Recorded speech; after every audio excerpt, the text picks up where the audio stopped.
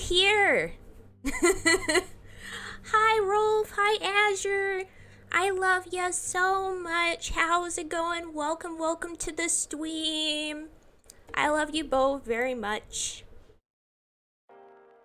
How you doing? How's it going? I can't believe Azure would steal data. Dang C, I'm big mad. I need new ideas to bully on you with. A day in the life. We really, oh my gosh, Azure, we really need to watch. I need to show you Ace of Diamond. Like, we really need to watch it. Because rewatching the first part with Lulu, like, first of all, it just totally rekindled my love for the show after being away from it for a little while. But also, I'm like, I think this show might be one of, like, the #1 shows where I'm just like, you know, that's just my life. I look at the main character and I'm like, that's just my life. I always want to steal data. He is the cutest being. I could probably find him right now and bring him over here and he'll be mad. Like, Lulu was actually the one to say it first. Lulu was like, this character is literally you again. And I'm like, you know what? You're not wrong. I mean, yeah, not in the sense of baseball. Not in the sense of baseball, Rolf, but no, you, Azure. But in the sense of, like, I'm also a loud, obnoxious person whose friends all love to bully. Because that's Agent's life. Agent is, like, an absolute just goes around yelling and screaming, and all his friends love to bully him. That's his life. I played a little bit for gym. I never was part of, like, a full-on team. My dad played baseball. He told me last night. I asked him again what he was, and he told me he was, like, the first, what it's called for being the first batter. I forgot what it's called. But he was, like, the one that goes up first to bat. Yeah. It's always out of love. It's true. Heck yeah. Yeah, my brain has always betrayed me, though I'm feeling pretty good today. Like, my brain is probably at 100% right now, which really says something. Yeah, the leadoff batter. My dad was the leadoff batter. Because he was always super fast. Like, that was his main thing, was that he was really fast. So he would, like, get quickly to first base. Right off the bat. But yeah. I actually got 15 hours of sleep last night, so I'm pretty good. I think, though, that there might be something wrong with me. I think this moment has truly shown that I think there actually is, like, a thing that if I could, I should probably go to a sleep doctor. Because I think there's something wrong with me. The fact that I can sleep for 15 hours and still need an alarm to wake me up. Like, what does that mean? Does that mean I would just keep sleeping forever? Like, what? I was like, I slept for 15 hours. How come I'm still feeling tired? So I think there's something wrong with me. Yeah. I mean, I feel pretty good right now that I've had my coffee and I'm up for a bit. Like, I feel great because I had 15 hours, but the fact that I didn't naturally wake up means that I feel like there's something wrong. I don't know what it could be, but there's something that's not right here. Oh my gosh, Rolf, I'm gonna leave. But yeah, I'm just like, we absolutely need to watch the first Ace of Diamond. Yeah, that's what I'm saying is, like, Yeah, I guess maybe it's like, since I don't have a normal circadian rhythm, that might be what's causing it. Off to horny jail you go. Heck yeah. But yeah, I think it's because my sleep is always so random. Like, I don't really go to bed at the same times, and that might be why. Like, it might just be because I don't have, like, a normal rhythm to go off of. But that's mostly because... So, the way some people have it, like, compared it to in here is that I'm like an IBM computer. It's hard for me to fall asleep, but then it's hard for me to wake up after I fall asleep. You know, like, it's hard for me to shut down, but then once I'm shut down, I'm shut down, you know? It's hard for me to wake back up after being shut down. Like, that's why I usually stay up really late, because I just won't feel tired. I'll legit be, like, fully awake, fully awake, fully awake. And then once I fall asleep, then that's it. Like, then I'm asleep. Like, I'll stay asleep unless something wakes me up. So, I don't know. Sorry, IBS computer. Sorry, I tried to do the friendly bullying thing, but it's not for me. Nah, Rolf, you do a pretty good job sometimes, like, when we're in the call and stuff. I think you already got it down pat. You just do it automatic. I feel like all my friends don't even think about it. They just do it, you know?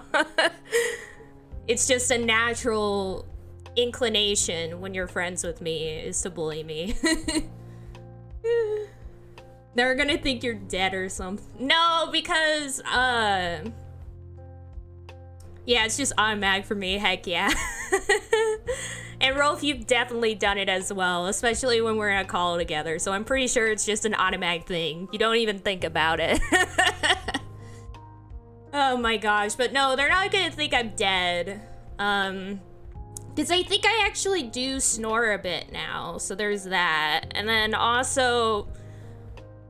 I don't think I move around as much when I sleep anymore. I think I still move around a bit, but not too much. So that's another thing. I would never. Yeah.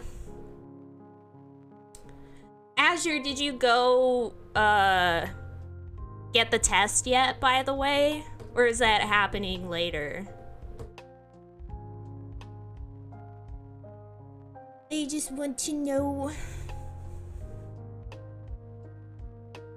But yeah, I think from now on, as much as I would hate it, I think I'm gonna force myself to get up at like 9 a.m. every day. I'm gonna legit like force myself. Yeah, I got the test, it came back negative. Heck yeah. Heck yeah. When are you getting the booster then?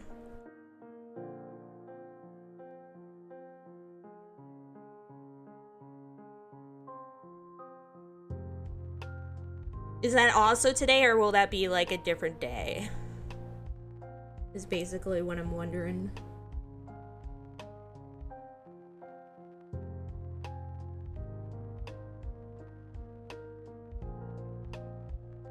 Coffee is delicioso.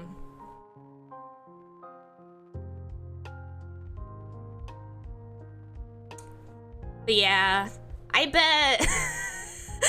Oh my gosh, when I was in the call with y'all, looking back on it, I said some crazy stuff. My brain was really just all over the place.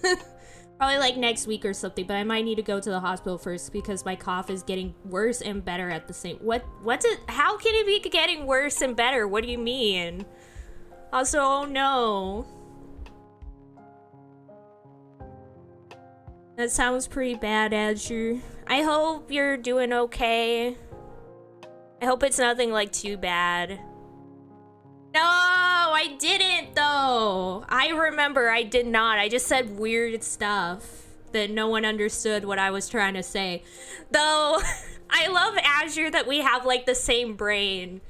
Even when I was like the worst at talking that I've ever been, Azure, you understood everything that I was gonna say. In the sense that some days I'm fine and other days it's like, there goes my lungs. Oh no. Maybe it's like allergies then? You might be having like some allergy problems. Or I'm thinking either allergies or maybe like some asthma stuff. Have you ever struggled with asthma, Azure?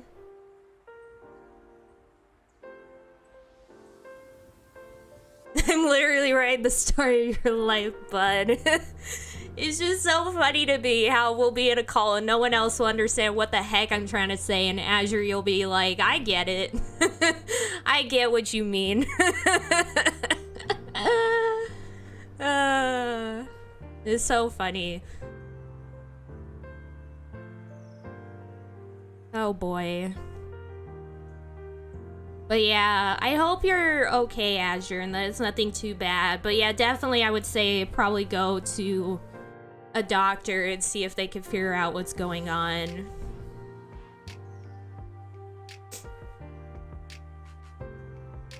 Because it may also be like some bacterial thing, and if that's the case, then you'll probably need to take antibiotics for it to actually go away. Because that's the thing with bacterial infections. They can stay for ages if you don't take,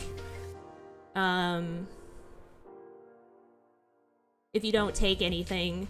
Might be allergies, but I'm only allergic to a certain type of medicine. Well, the thing is, though, your body can develop allergies. Like, that's another thing, is that you can be not allergic to something and become allergic to something. Like, for example, my dad is super allergic to seafood. Like, he can't have any seafood whatsoever. But when he was a child, he used to eat seafood all the time. But then when he turned 15, he all of a sudden couldn't eat seafood anymore. Like, he would eat it and he would almost die from anaphylactic shock. So sometimes, like, allergies can just, like, appear out of nowhere. Like, you'll just all of a sudden have them one day, which is weird. The body's immune system is atrocious.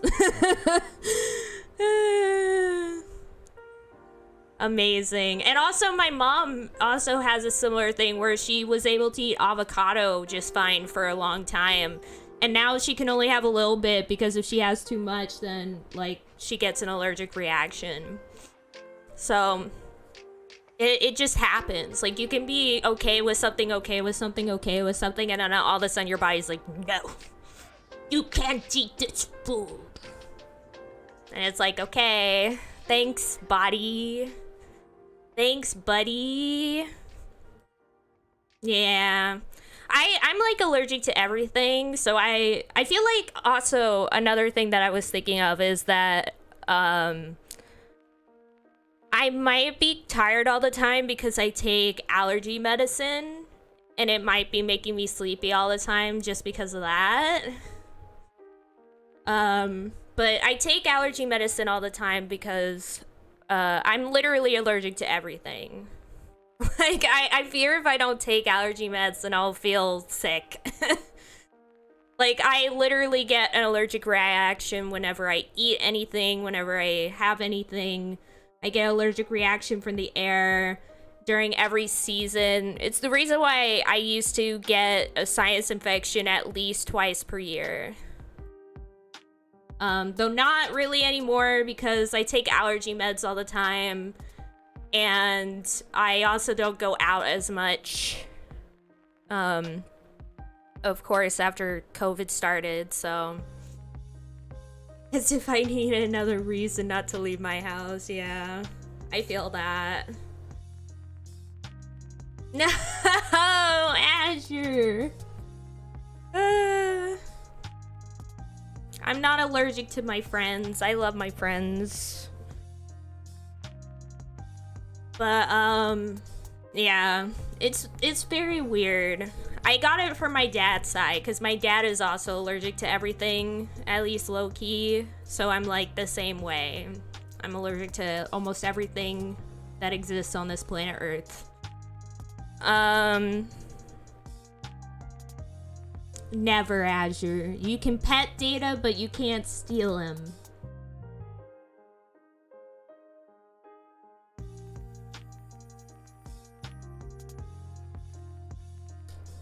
Delicioso coffee.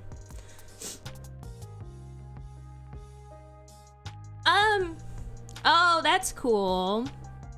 I mean, not cool in the sense that it sucks for the friend that they can't have everything, but it is kind of cool to be able to make like special dishes from the few things that they can eat, which is, that part is cool. Not the part of being super allergic to everything. I'm allergic to basically all foods, but I can still eat them. Like, even though I'm allergic to them, I can still eat them. The only one that I can't eat is kiwi. And that's it. Everything else I can usually eat, and my body, my body will react to it, but not in a way that's, like, detrimental. Like, basically all that happens is that my throat is a little like, and that's it. Heck yeah, that's awesome, Rolf. That's really cool. I need to cook more. I apparently have like a natural talent for it, same with my mom, which is different from my sister, who can't really cook at all. But luckily, she married someone who can. Her husband, Ken, is very good with cooking. Same with my brother. And my dad can cook pretty well when he needs to. Like, basically, everyone can cook except for my sister. It's pretty funny. Yeah, that's the thing, is, like, it's kind of fun to make food that other people will eat. Like, I've made food for, like, special occasions and stuff. And that's fun, but making food for yourself is, like, blah. Because then it's like, oh, I'm hungry and I need something to eat, and I'm just making this thing for myself. Like, that's boring. But if you have, like, a group of people and they're all gonna eat your food, then that's, like, fun, because it's like, they get to eat what I made and tell me how it is and whether they like it, and if they do, it'll make me feel good. Heck yeah, that's awesome. That's another thing I actually can't eat. I can't eat cheesecake, and a lot of other things that are like really heavy milk products. Like, I can have cheese. I'm fine with cheese. I love cheese. I can eat all kinds of cheese. I've had cheese platters, cheese, all sorts of things. I'm totally fine with cheese.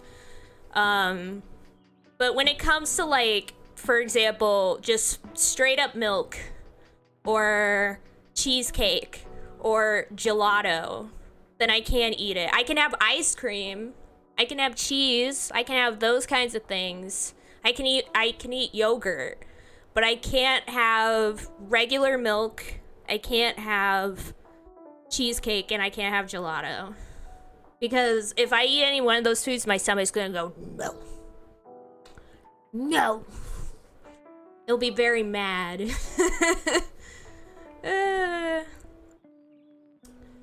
But yeah, it must be. I don't know. It's very weird.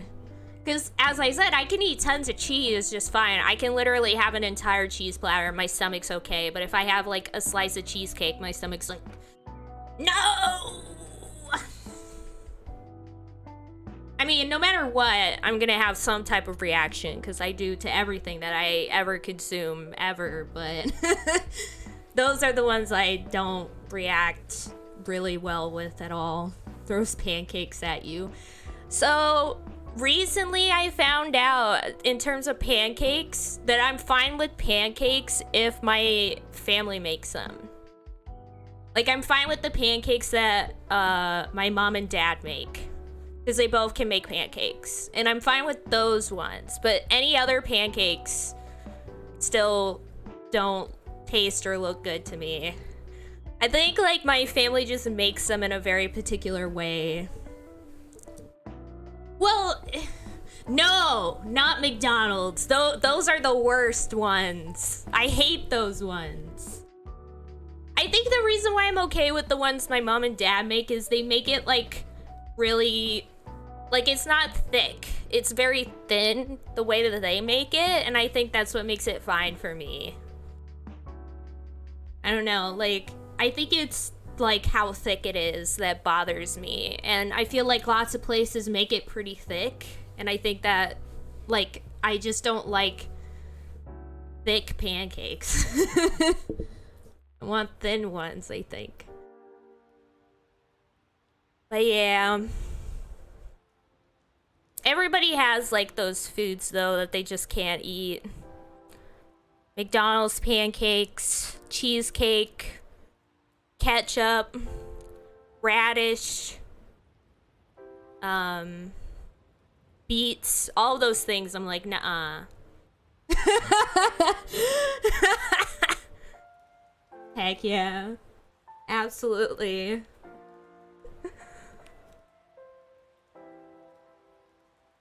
Oh my gosh, what if we just became a React channel and just watched videos today instead of playing a video game? Oh boy. That just popped into my head while I was looking at my YouTube thing. Remember that one time where we were reacting to E3 and in the middle of it I was so bored that we just watched like random videos in the middle of it? Good times. We literally watched the entirety of that really bad Chaos Wars dub. And it was so good. That was like one of the best parts of the entire E3 stream.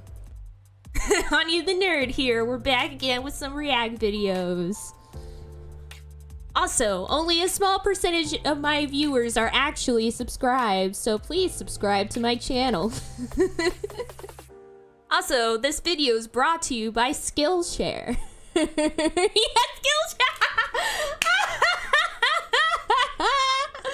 Oh my gosh, we all have been traumatized by the Skillshare ads. Oh my god. I feel like at this point, ads just work the opposite on people. Especially like this generation. I feel like a lot of people just aren't affected by ads anymore. And if anything, ads have like the opposite effect. I know for me personally, if I see an ad for something, like 99% of the time, it makes me not want the thing that they're advertising. Like, I'll just remember, oh, I saw an ad for that. Bleh. Smash that like button and annihilate the bell.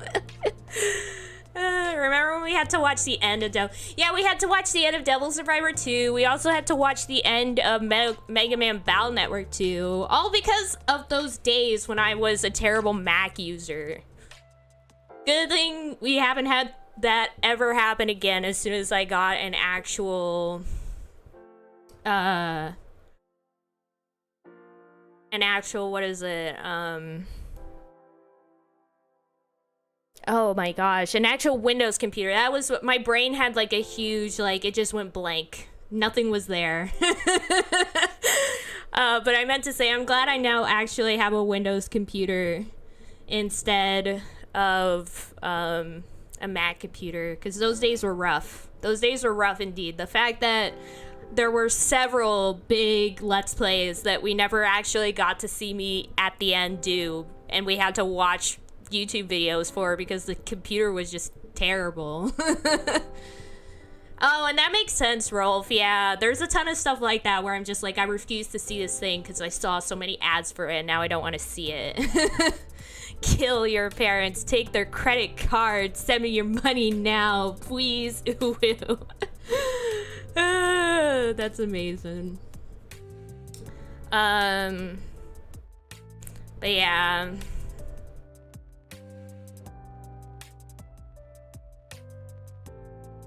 I definitely think that ads are terrible.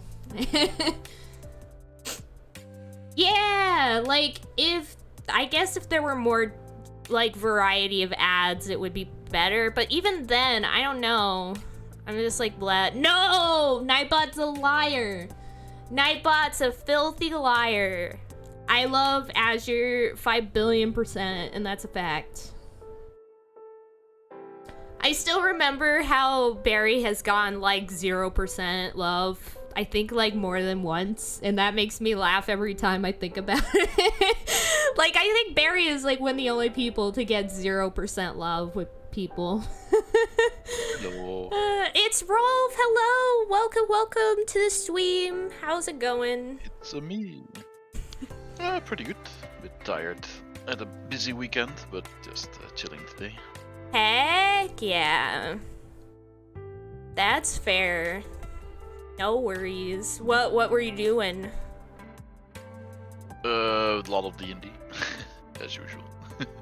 I see. Makes sense. Heck yeah. D&D is a good time. Yeah, it was a lot of fun. You know, I got to play and run as well. So. Heck yeah. That's awesome. Got to be on both sides. Yep. That's always good. And kill the players. Yeah. Let's go. Yeah, I actually had to kill a character that I actually liked when I was running the game. It was very sad. Yeah.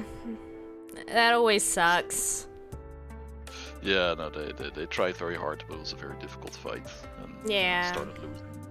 And then, like, my favorite character from that group did a heroic sacrifice so the rest could escape. But like, no. Yeah. Oh no.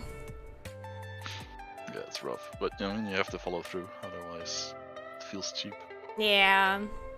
It makes the successes all the more palpable. Yeah, exactly. Yeah. You know, if I'm a player and like a fight is not going well, then you know that can suck, but at least it's, you know, the tension feels good. Yeah. But then I noticed that the DM is, you know, starting to hold back because they don't want people to die. It just feels terrible. Yeah, you don't feel like it's as legit. Yeah. It feels kind of cheap in that sense. Yeah, exactly. Also, Azure is right. I did say nothing but nice things.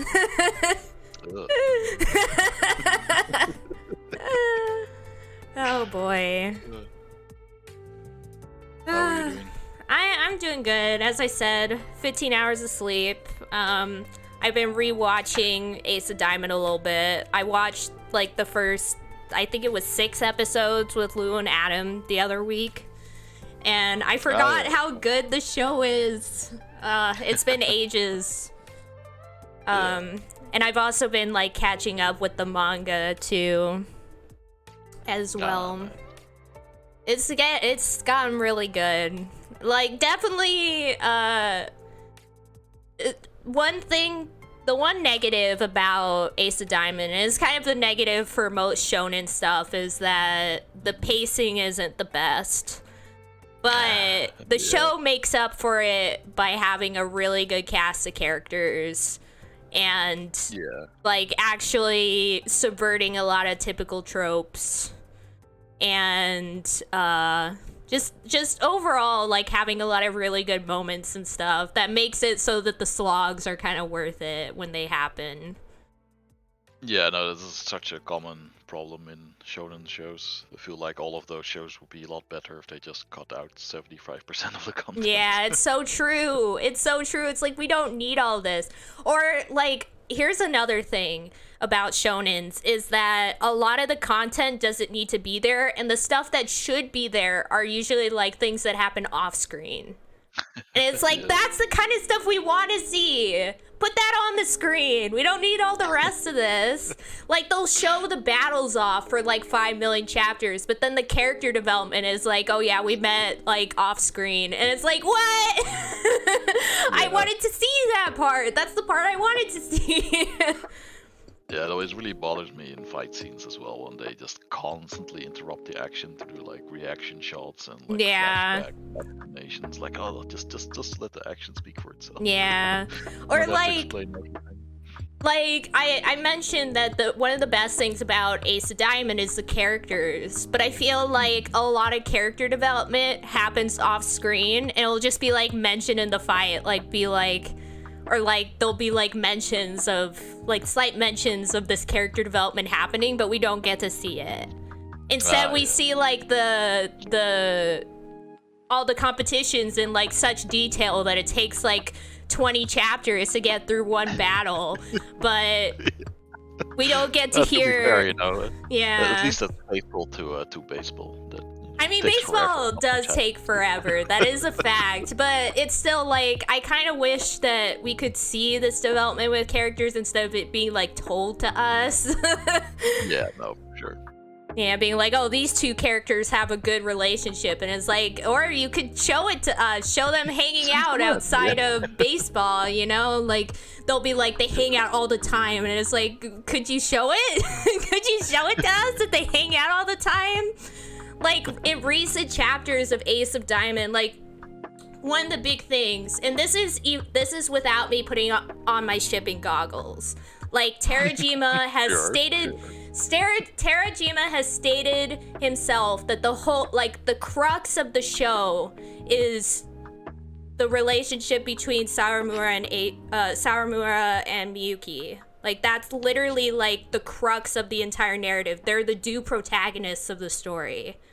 Yeah. And they are developing as characters throughout the narrative. Like, their connection at the start of the show versus, like, now in the manga is different. Like, it has developed, but a lot of that development, despite them being the center of the series, has been off screen. They'll be like, yeah, we've been hanging out at each other's dorms, and it's like, can you show that? Can you show that to us? Or like they'll be like, yeah, we go out to get food all the time together. It's like, can you show that?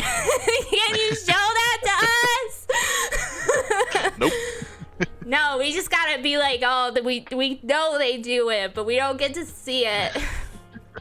It's so maddening. And it's not even just this show. Like, every shonen, it's the same. They'll be like, these two characters are the bestest of friends, or whatever, and they do all this stuff together. It's like, can you show it to us? Don't just say it during the middle of a fight sequence and be like, oh, look how good they work together because of all that time they spent together. It's like, show us that time they spent together. Yeah. The only show.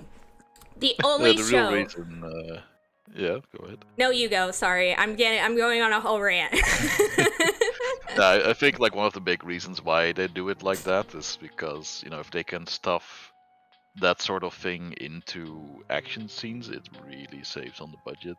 Oh, that's like, true. Flashback explanations and things take a lot of time and usually don't have a lot of animation in them, but like animating 2-3 minutes of action is super expensive. Yeah, and also I guess it's because like they think that guys, like, since shonen is meant for young guys, like that's what shonen means, they're probably thinking, oh, young guys won't care to see like emotional scenes or character driven scenes. That's more for like shoujo or something. And I'm like,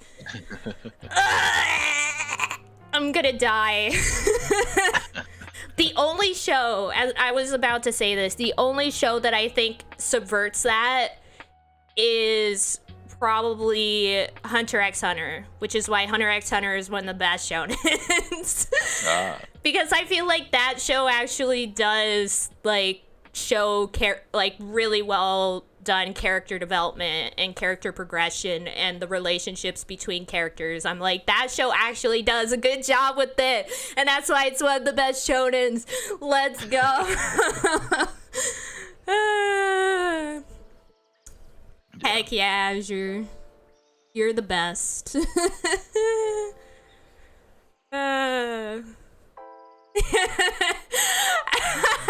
Wait, I love that Azure says, nah, they can't show it. It's just them sitting quietly in a room playing Nintendo, only breaking the silence to say GG. Character development. Realistic portrayal of male friendship. Oh my gosh, I'm crying. I've definitely been there, I'll be honest. I think the funny thing is, though, that's probably like a canon thing in Ace of Diamond, because we've seen already that there are like moments where characters hang out in each other's room and just play video games, so they probably They probably do have that. Where they're just sitting together, they're like, GG. Oh my gosh, Azure. Yeah. Oh my gosh. Especially if you're in that baseball team and have to go through all that crazy training. You probably don't have the energy for anything except for saying GG. Oh my gosh. Yeah. Oh my god. Oh boy. Crazy stuff. Yeah. Also, I will say the one, like, watching Ace of Diamond is a lot of fun, but one of the main issues about rewatching it is forgetting how much character development Ajun has had to go through and seeing how, like, absolutely secondhand with embarrassment he is at the start. It's so bad. The entire time I'm just like, he's so embarrassing. Like, now in the manga, he's the ace. He's developed so much. He's grown so much. Like, he's become so much more mature than what he was at the start. And that's, like, amazing thing. Like, that progression is one of the reasons the series is really good, is to see that growth of him from that immature brat to now. But still seeing it at the start is still like, so it's such a embarrassing. gradual change, so it's why you look back the whole way, suddenly it's kind of jarring. Yeah, because Ajun at the start is so different from Ajun now. He's changed so much. Like, I legit, I can't rewatch the start of the Chris arc because it bothers me so much. I have to skip, like, the first part of it. Because I'm like, Chris doesn't deserve this. Oh my gosh. But yeah. Me hangs out with Anya for a week. Don't say a single thing. It's time for me to go home. All I say when it's time to leave is GG, and then we won't see each other again for a few years. Amazing. I feel like that would never be possible, because Azure, you would be able to stop, like, yourself from BMing me at every chance you could. That's a fact. That would be impossible. Yeah, anyways. Video games. They're a thing. Some say that I play video games on this channel is not actually a myth. Every once in a while we play a total of 5 minutes of video game content and everyone loves it. Curious what we have today. Yeah, today we're playing a game called Scar of the Doll, which was actually released, I think it was 1999.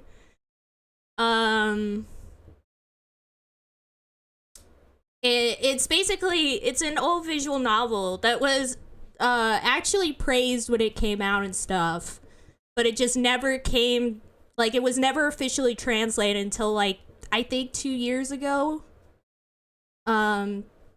So it, like, I love this recent trend, by the way, of, like, old Japanese games finally getting full translations. It's been happening a lot these past few years, where, like, obscure games that were only known in Japan and stuff have been getting, like, either official or, like, full fan translations.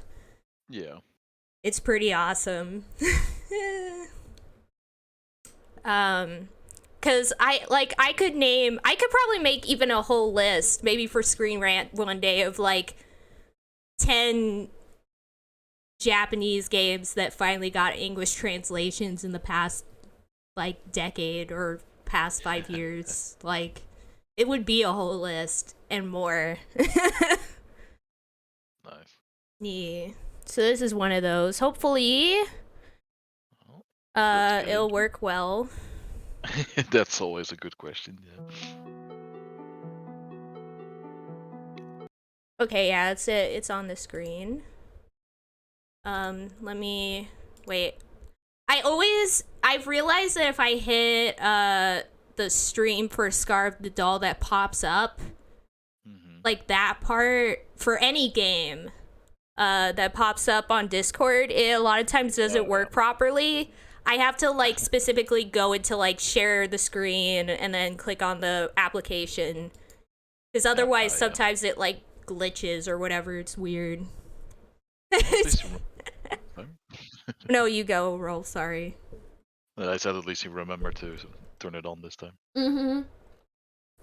Character development. 10 different ways my friends bully me by Anya the Nerd. Heck yeah. Okay.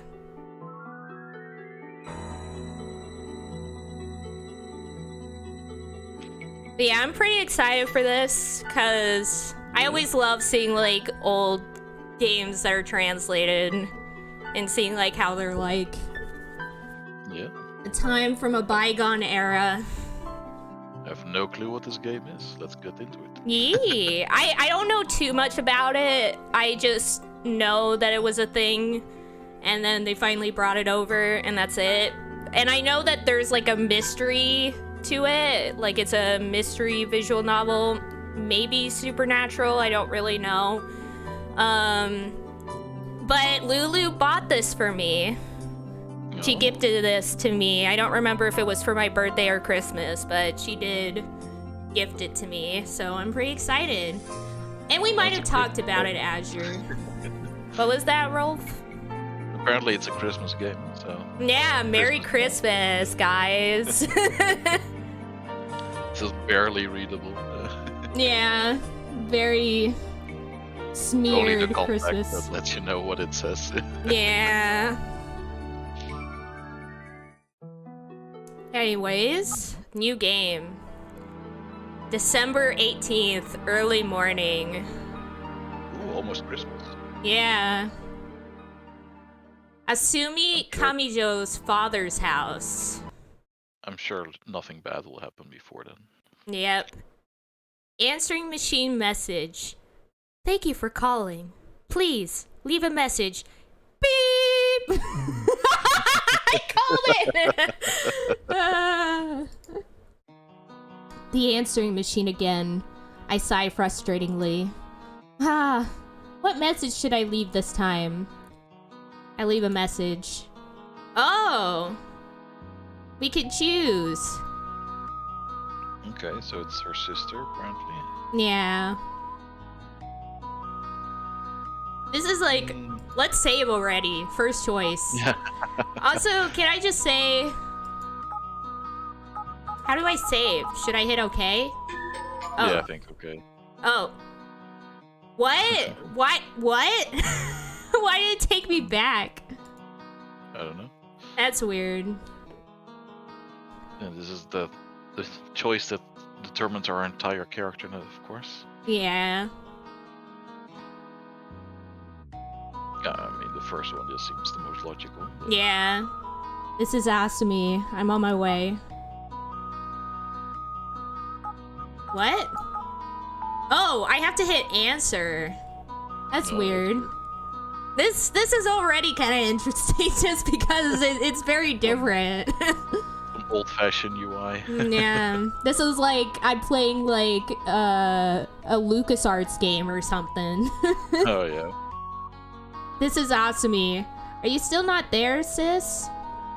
I hope you're having fun somewhere in Tokyo. Is that what's happening? Anyway, your little sister is worried about you. I'm coming to Tokyo soon. When I do, please take care of me. Come on, sis. You have no idea just how worried I am. I try to be my usual self and leave a message, but I can't disguise my worry. I can't express how concerned I really feel. This music feels really off for this. Yeah. Like, this feels like such a cheery, but apparently our sister isn't responding, and we're worried about her. Like, it feels a little, a little off-putting. The anxiety is rising up in my chest. My heart is heavy. Oh, this is also interesting to see the game from like time before everything became anime. So like the art style is a lot more sort of naturalistic. Yeah, a lot of visual novels from the 90s. Like, there were some anime-like ones, but there were also a lot of them that are kind of more like this, where they're made to look very... Like, there are even some that specifically use, like, actual photographs and stuff of characters. Like, there's this really popular one, like, a really big award-winning one called, like, 428 Shibuya something. I always forget the full name. But that game, like, has you play as, like, several different characters throughout. Kind of like in Siren.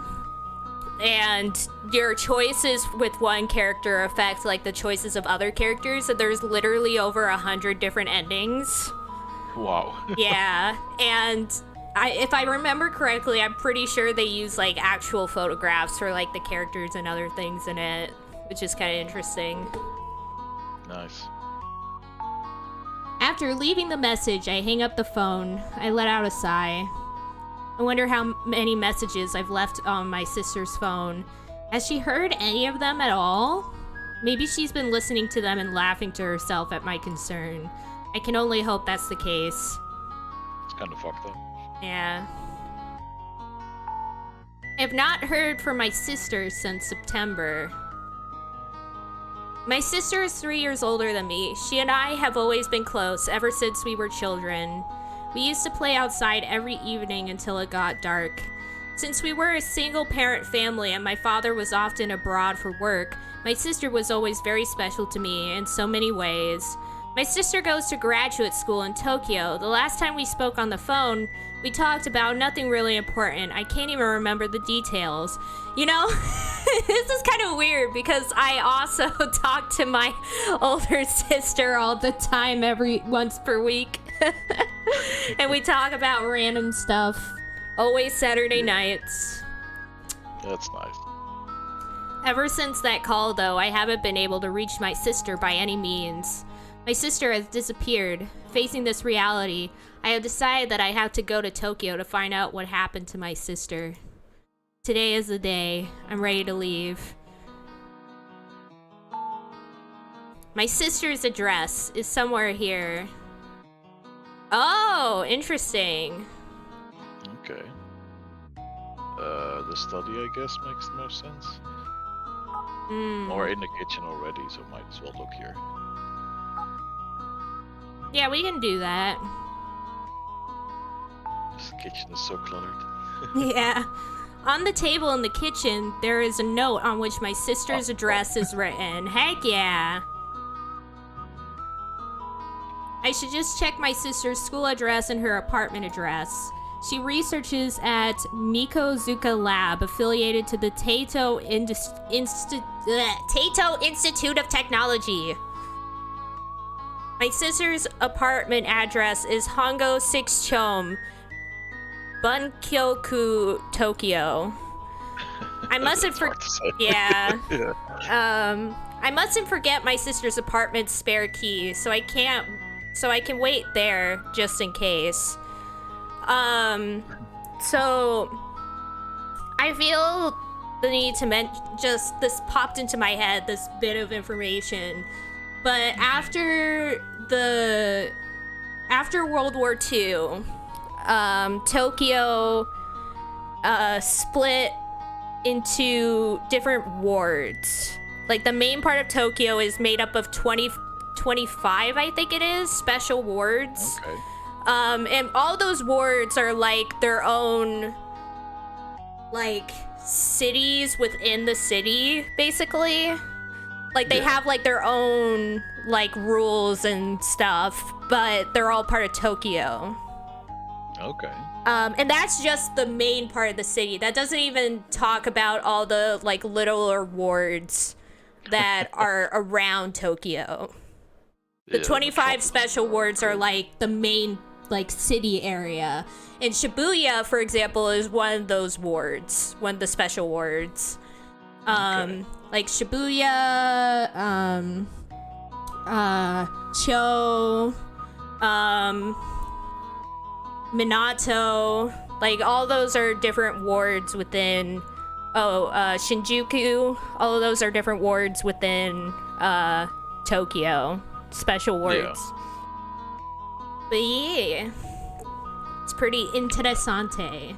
And I think Taito is one of those wards. Okay. Yeah, and Azure, that's why Anya always voices the protagonist, because it's always her. Yeah. You know what? I'm leaving forever. I'm like legit when I'm watching Ace of Diamond with Lulu, she immediately is like, this character is you again, and I'm like, no! Not again. Here I go. Diagnosed with protag. Protagonist syndrome. Yeah, I already told Lulu that at some point I want to make a post on Tumblr that's just my gender, anime like dumb, stupid, loud anime protagonists who only wins because they have a lot of luck, are really stubborn, and have a bunch of friends. Those worst qualities. Yeah. And I'm like, that's just me, you know? Like, any protagonist that's like that, that's me. Well, here's the thing, Azure. You can be both smart and dumb. Yeah, you can be smart but foolish. Yeah. Well, like, because I could argue that, for example, speaking of Ace of Diamond, that Aejun is smart. Because, like, he is able to understand, like, some things that other characters aren't able to, and he is the type to, like, notice, like, certain details and pick up on things that other characters don't. But he's just very one-track minded. Yeah. Like, the only reason he's not good at other things is because he only cares about baseball. It's a baseball club. Yeah. So it's like, he's dumb, but not dumb at the same time. And I feel like a lot of protagonists are like that, where, like, they're smart, but at the same time, they're dumb. You dumb smarty, let's go.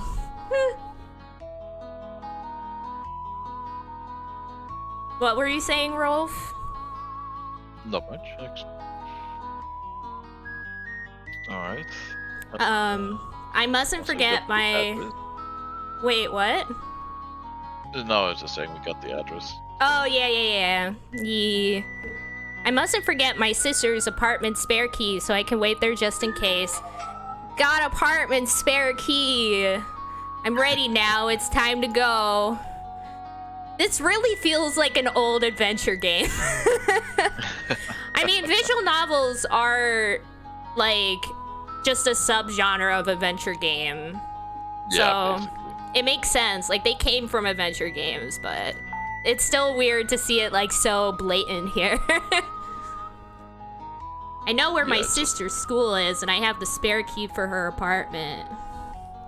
Just adventure games, but with the pixel hunting taken out. Yeah, basically. I am good to go. As I wonder if some of those will have more choices during, like, a second playthrough. As I open the door, I feel like someone is watching me from behind. Oh, that's lovely. Nani? Nani? I look over my shoulder, and what I see is... Oh. A stuffed teddy bear is sitting there.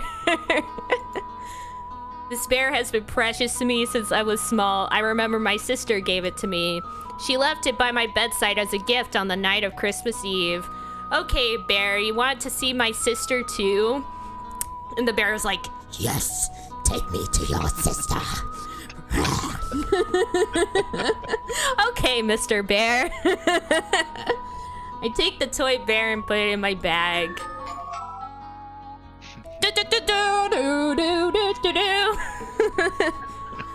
Suddenly, my heart is filled with memories of my sister, and her absence constricts my chest. I simply have to find her. I know that now more than ever. Leave at last. December the 18th. This will truly be Anya if someone flirts with her and she doesn't notice it for like 6 years. Incredible. And so I find myself heading to Tokyo on a quest to find my sister, Imoto. The most unforgettable week of my life is about to begin. Well, Imoto is younger sister. Oh yeah, younger sister. What's big sister? Onesan? Yeah, I think so. Yeah.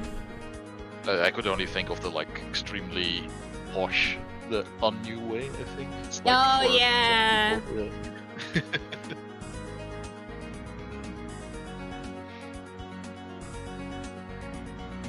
This is an interesting intro sequence right here. I'm actually clicking through it. That's weird. It's from the time of sound novels, so I feel like this is kind of like them.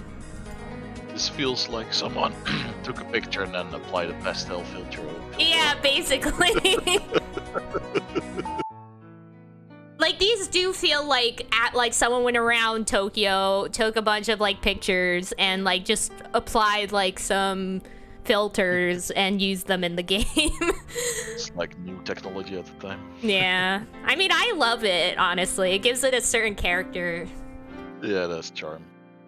On December 18th, I find myself on a bullet train bound for Tokyo. As I gaze outside the window, watching the scenery pass me by, I think about my sister. Sis, you must have done the exact same thing 3 years ago. I remember you looked so happy that you had been accepted to the lab you wanted to go to. The bullet train passes by the disordered buildings before reaching Tokyo Station. To Tokyo Station. It's pretty confusing here, but at least I've made it as far as Tokyo Station.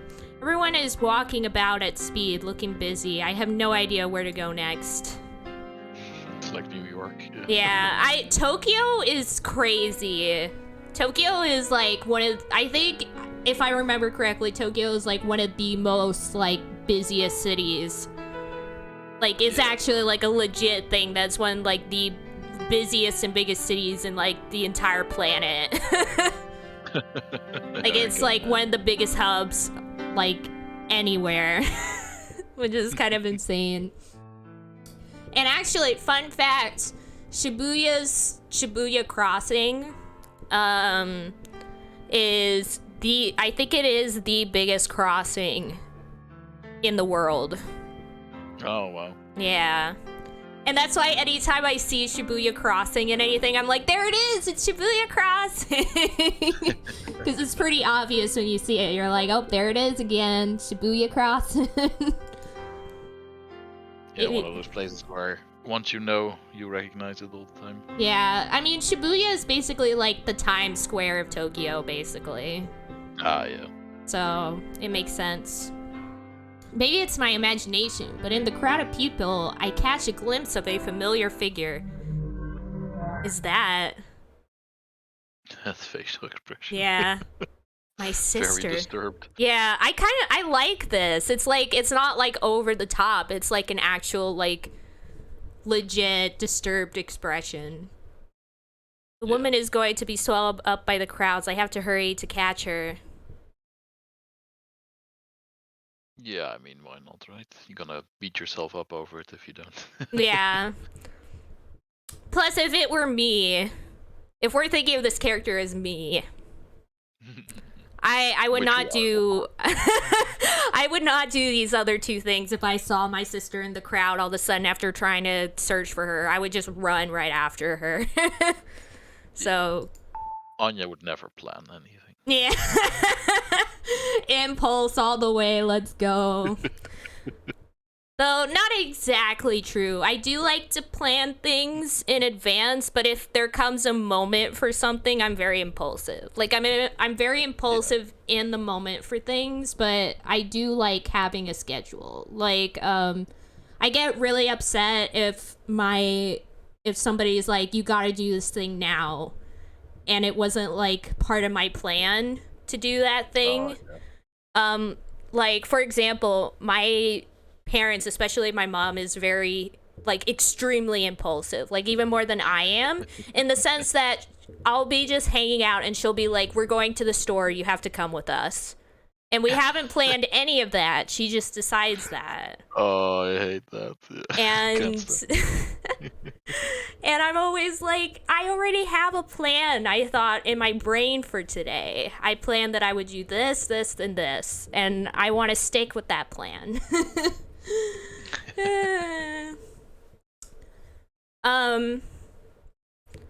Yeah, well, for that kind of thing, Azure, that's a little different for me because I do like just like hanging out with people randomly if it's like on the computer or something, because that's not as like, you know, how do I put it?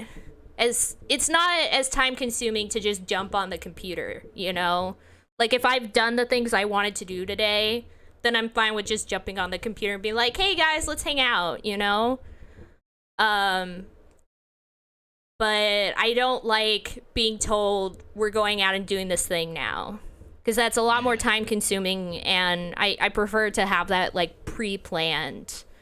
Yeah. So I'm kind of like in this weird middle space where I'm both planning and impulsive, where I like to plan for things, but if the moment comes for something, I'm pretty impulsive. Yeah, if that makes sense. I can recognize that. Yeah. Excuse me, please wait. I love you, Azure. Get back in here. Do you want to be this woman? Okay. Is something the matter? Sorry. My mistake. The woman looked like my sister, but it appears I was mistaken. The woman quickly leaves. That was my one line. Yep, there you go. That's all you need to say this entire game. What are the odds of running across my sister in a place as crowded as this? It's impossible. I have to keep my cool. But with so many people here, I wonder why she was the one who caught my attention. There's something about her. Yeah, just call, I guess. Well, already kind of did that, but... Yeah. But, I mean, maybe it's good to call again and be like, hey, we're in Tokyo now. Because before she was like, oh, maybe she was just, like, ignoring to laugh and stuff, right? But if we're already in Tokyo, she can't really ignore it anymore, you know? Imagine if the sister was just, like, not been responding for only, like, a couple of hours, and our character is just, like, psycho. Yeah. You didn't pick up immediately, so I traveled to Tokyo. That'd be pretty funny. So the weird thing about this game is if I try and save, it will take me to the beginning of the scene as the save, which is kind of weird. Yeah. I guess it's nice for when you load if it like goes back to... Oh, that's true. That's true. That is pretty good. Also, I wonder where this is in Tokyo. This particular image. Yeah, I guess so. I've never actually seen what the Tokyo station looks like. I know it's super big and like one of the busiest stations in the world, but I don't know how it looks like. You get the Shinkansen here, I think, right? The bullet train. Yeah. So call my sister's apartment? Yeah. I find a payphone, then I call my sister's apartment. Yeah, this is like back in the day. We're in the 90s. We don't have our smartphones yet. Back when horror didn't have to like insert something like, oh, that your cell phone doesn't work because... Yeah. Thank you for calling. Please leave a message. Beep! Hello, this is Asumi. I've arrived at Tokyo Station now. Well, I actually missed that. Well, I'm heading to your lab. Then after that, I will go to your apartment. I hope you'll let me stay there tonight. If you're not there, I'll let myself in with the spare key. If you are listening to this now, please pick up the phone. This is probably about the 10th message I've left. Even though my sister never calls me back, I always leave a message. Okie doke. Think of a plan. Where is my sister now?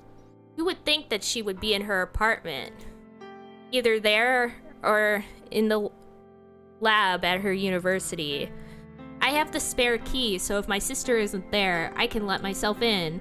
Also, I know that the lab she studies at is called Mikozuka Lab. Mikozuka is probably the name of the professor in charge. I bet my sister's being kept busy with an experiment at the lab, and she hasn't been able to go home. The university might close early. Thinking this, I decide to go to the lab first, then her home. Let's go! I would have gone to her home first, but I don't know. Did you say that lab was close by? No, there wasn't a choice there.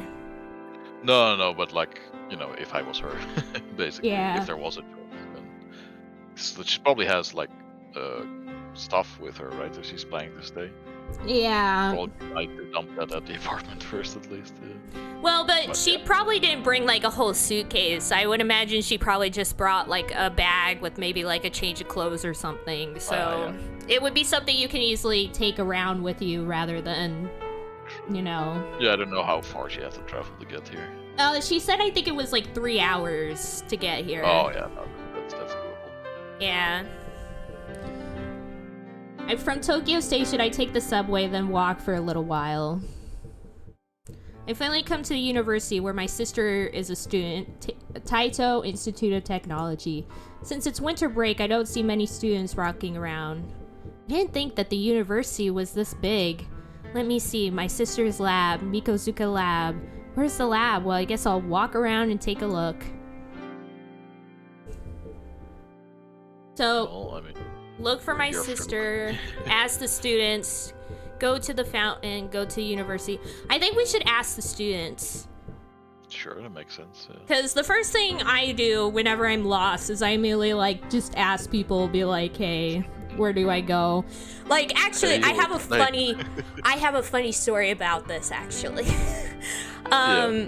So when I first was going to UB, my university at Buffalo, the first time I went there for like orientation and stuff, I of course didn't know the campus really at all at the time. And we had to like go to a specific building and stuff for the start of orientation. And they put it at like one of the worst spots. Like they put it in the back of like the main like dormitory area, like one of the back buildings. So it was hard for like first time people to know where to go really. And the signs that they put weren't really helpful. And so I wasn't the only one. There was like a whole group of people who were just wandering around, like both students and like their families, like parents and all that were just like wandering around, not knowing where they're supposed to go. And I see this large group when I come up like all lost, and I'm like, you know what? Instead of wandering around here, why don't we just call somebody? So I call like the help, like the university, like what's it called? Like basically the people who like help answer like general questions and stuff. Oh, the reception desk. Yeah, and I like asked like, hey, where's this building? And they're like, it's over here. And so I literally lead like this entire group of people, with many of those people being much older than me. Like, I lead this giant group to the building because nobody else thought to ask somebody for help. I'm like, here's me as like an 18-year-old leading some like other 18-year-olds plus like some 50, 60, 70-year-olds and 40-year-olds like to the proper building. But yeah, so that happened, and that was my start of my university career. I think that moment is what made me like lose a lot of my nervousness about school. Cause when I first came to university, I'm like, oh my gosh, maybe I won't make it. Cause I've always kind of had like a low opinion about my own skills.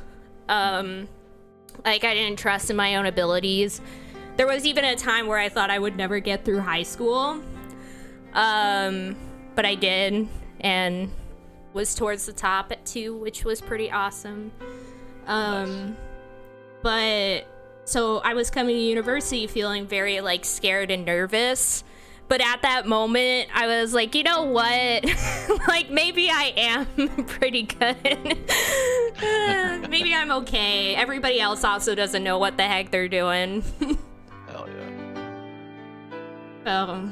Anyways, sorry for that long sidetracking. It's absolutely cool. Nee. So we want to go for Ask the Students? Yeah. I decided to ask a student on the campus about Mikozuka Lab. There are 2 students. Who should I ask? What? This is a choice? Hold up. Choose your party members. Oh, snap. That would be cool. I mean, dyed hair is cool as hell. Yeah. Do we want to go for the we female? could go for the other one. The other one would be easier for me to voice, probably. Oh, you're right. Or we could flip a coin, maybe, or something. I don't know. It's fine. Eeny, meeny, miny, mo, catch a tatter by his toe. If he hollers, let him go. Eeny, meeny, miny, mo. I guess male student. Alright. Let's go! Excuse me, tsureshimasu. Oh, no, thanks. I'm not interested. Look at this cardboard cutout of a man. Where's the messy hair? Yeah, what the heck? Also, this is so true to university life because when you're at university, tons of people constantly like just randomly walk up to you trying to like give you flyers for things. So I could definitely see this as like a legit response. Yeah. No, Azure! I'm sorry, we can reload if you have a specific opinion. I can reload. Wait, how do I reload? No, Azure. As I call out, the student hurries away. The student might have thought I was some kind of solicitor. Well, he was rude. This expression of that is like, oh shit, people here are fucked up. Well, we're going with the female student anyway. Yep, wasn't the choice after all, yeah. Excuse me. Yeah, can I help you? Do you know where Mikozuka Lab is? Mikozuka? The student looks surprised. It's not easy to find. Lab isn't on campus. What? But doesn't the lab belong to the Taito Institute of Technology? Well, here's the thing, Azumi. Tons of university buildings, if it's a big university, will be like scattered across a city. Like, UB. Yeah, same here. Like UB has North Campus over whereby I live. But then there was also South Campus, which is like close to downtown. So that's like 30 minutes away from where North Campus is. And then along with that, there's like several other buildings scattered across the city that is part of UB's campus. Like we have like a medical building and like a theater building and things like that are like even not within those specific campuses. Yeah, our university is starting to consolidate more on a campus now, but before that, it's basically the city was like a university with like houses built in between the university buildings, basically. Oh, that's so it. That's cool. That's cool, actually. Yeah, it's the students are like a third of the population here. Yeah, that makes sense. There's a lot of like college towns like that where it's like the town was built around a college, basically. Basically, yeah. Yeah. It's the only reason we're a city to begin with. Yeah, I've been to I've lived in cities like that too, where it's like the college like made the town around it. Yeah. Also, Anya, hey, can I ask you some? Me runs away. Get back here, Azure. Certainly the lab. Certainly. Oh wait, that's you. The lab belongs to the Taito Institute for Technology, but Mikazuka lab is special? It's entirely independent from the university? That's why the lab isn't here, it's off campus. Saying this, the female student goes on to tell me where Mikazuka Lab is located. I know now where Mikazuka Lab is located, let's go! Finally, I can go see my sister. New expression. Yeah. Should we ask about it or go to it? I imagine she would be too excited. Yeah. To not go, right? Yeah, let's just go. See ya. Gonna leave all the sinister rumors for later. Yeah. Mikazuka Lab, where my sister is a student, is independent from the... Yes, we got it. Walking away from Taito, I find myself on empty streets. For a second, it looked like the student followed us. Yeah. Before she went away. Yeah. It's like she stalks us after that. Like, I stop walking. Nobody's here in the alley except me, but I heard the sound of footsteps. Strange. I speak out loud as if to ease my fear. I look around, but no one is visible anywhere I look. I'm probably just oversensitive because I'm feeling so nervous, but it's no wonder, really. It's so deathly quiet here. Turning a corner, I'm suddenly confronted by a tall building. Alright. The building looks more like a major research center than a simple university laboratory. I mean, a lot of major research centers are university-bound research centers. Yeah, for sure. Like, I know that UB's, like, research, like, buildings are, like, actually used for, like, actual research. Not just for students, but just in general. So... Yeah, our university here is, like, one of the global leaders in, like, a lot of biology research. Like, yeah. Yeah. Same they here. Just have resources and people. Yeah. Surrounded by a high wall, the building is also guarded by a security guard at the gate. This is incredible. I can't believe this is just a university laboratory. My sister is studying here? Or maybe she's being studied. Oh, snap. My Well. sister is studying in this building. I open the door of Mikazuka Lab. Is my sister really here? A strange thrill of nervousness runs down my spine. What about the guard? The guard just let us through? In Soviet Japan, university study you. Oh, snap. I love that meme. First, I should go to the administration office and ask about my sister there.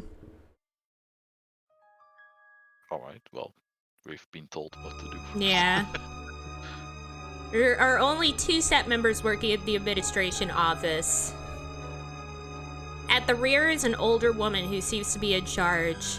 I approach the man at the front of the office and ask him about my sister. May I help you? He does look like he has that voice.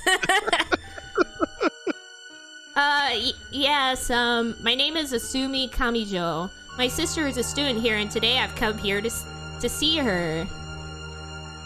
The man gives me a strange look. His name tag reads Assistant Tanabu. Excuse me, what was your name again? Kamijo? So your sister's name would also be Kamijo, yes? Yes, of course. Yeah. The man's attitude is starting to irritate me. He's the one who works here, doesn't he know the students? I mean, if there's a lot of people, you wouldn't know. Really. There's no student here by the name of Kamijo. I've memorized all of them. How? There was probably like thousands of students at Taito Institute of Technology. What are you talking about? This Tanabu man is speaking nonsense. What do you mean he's speaking nonsense? For a moment, I am at a loss as to what to say. Huh? What do you mean? There's no Kamijo here. 7 students. Okay, then it's yeah, it's but Mikazuka Lab. It's just 7 though for Taito Institute of Technology. Well, maybe there's other people that are not students, I guess. Or yeah. It just seems weird. very few, yeah. Yeah, for like a big university in a big city to only have 7 students in the lab, in the major Maybe she lab. got married in secret or name changed. Yeah, I don't know. But none is called Kamijo. Perhaps you got the wrong lab? No, I'm sure this is it. I've heard her say she is a student at Mikazuka Lab. That is why I came here. Please take another look. She has to be on the list. I'm afraid it isn't possible. The list is way over there. I'm not going to look. I know every student here. I can't be bothered. Impossible. I have 0 fucks.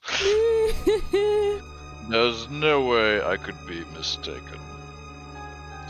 Is it possible that your sister may have graduated some time ago? No, she is in the first year of the doctorate course. Well, I don't know what to tell you. She's simply not a student here. This is ridiculous.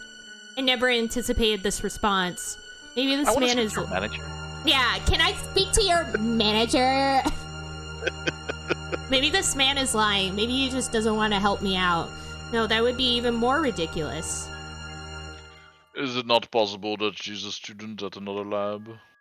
No, I'm sure it is Mikazuka Lab. Well, then I do not know. Good day. Yeah, good day. I didn't expect this. My sister is a student at this lab, but she lied to me? It's too early to come to any conclusions. I've only spoken to a single administrative officer. I need to find someone else to ask. There must be someone in charge here, a professor who runs the lab. The admin staff may not know, but surely the teachers will know about my sister. I look at the building map. I see that the teaching staff's offices are on the 2nd floor. Meanwhile, in your sister's apartment, she wakes up from a night of partying and then listens to the messages. Yeah. It's like, hi sis, I'm in your town. I'm going to the place where you told me you work. Oh, fuck. It's like, oh, shoot. All my lies about the fact that I'm actually just hanging out here to have fun and party is coming out. The offices of the professor. It's so funny if you have a game with this atmosphere and this music and everything.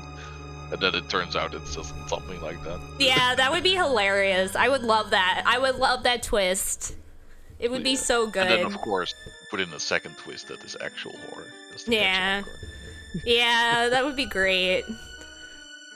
The offices of the professor and the assistant professor are on the 2nd floor, and the student rooms are on the 3rd. Let's see if he was lying.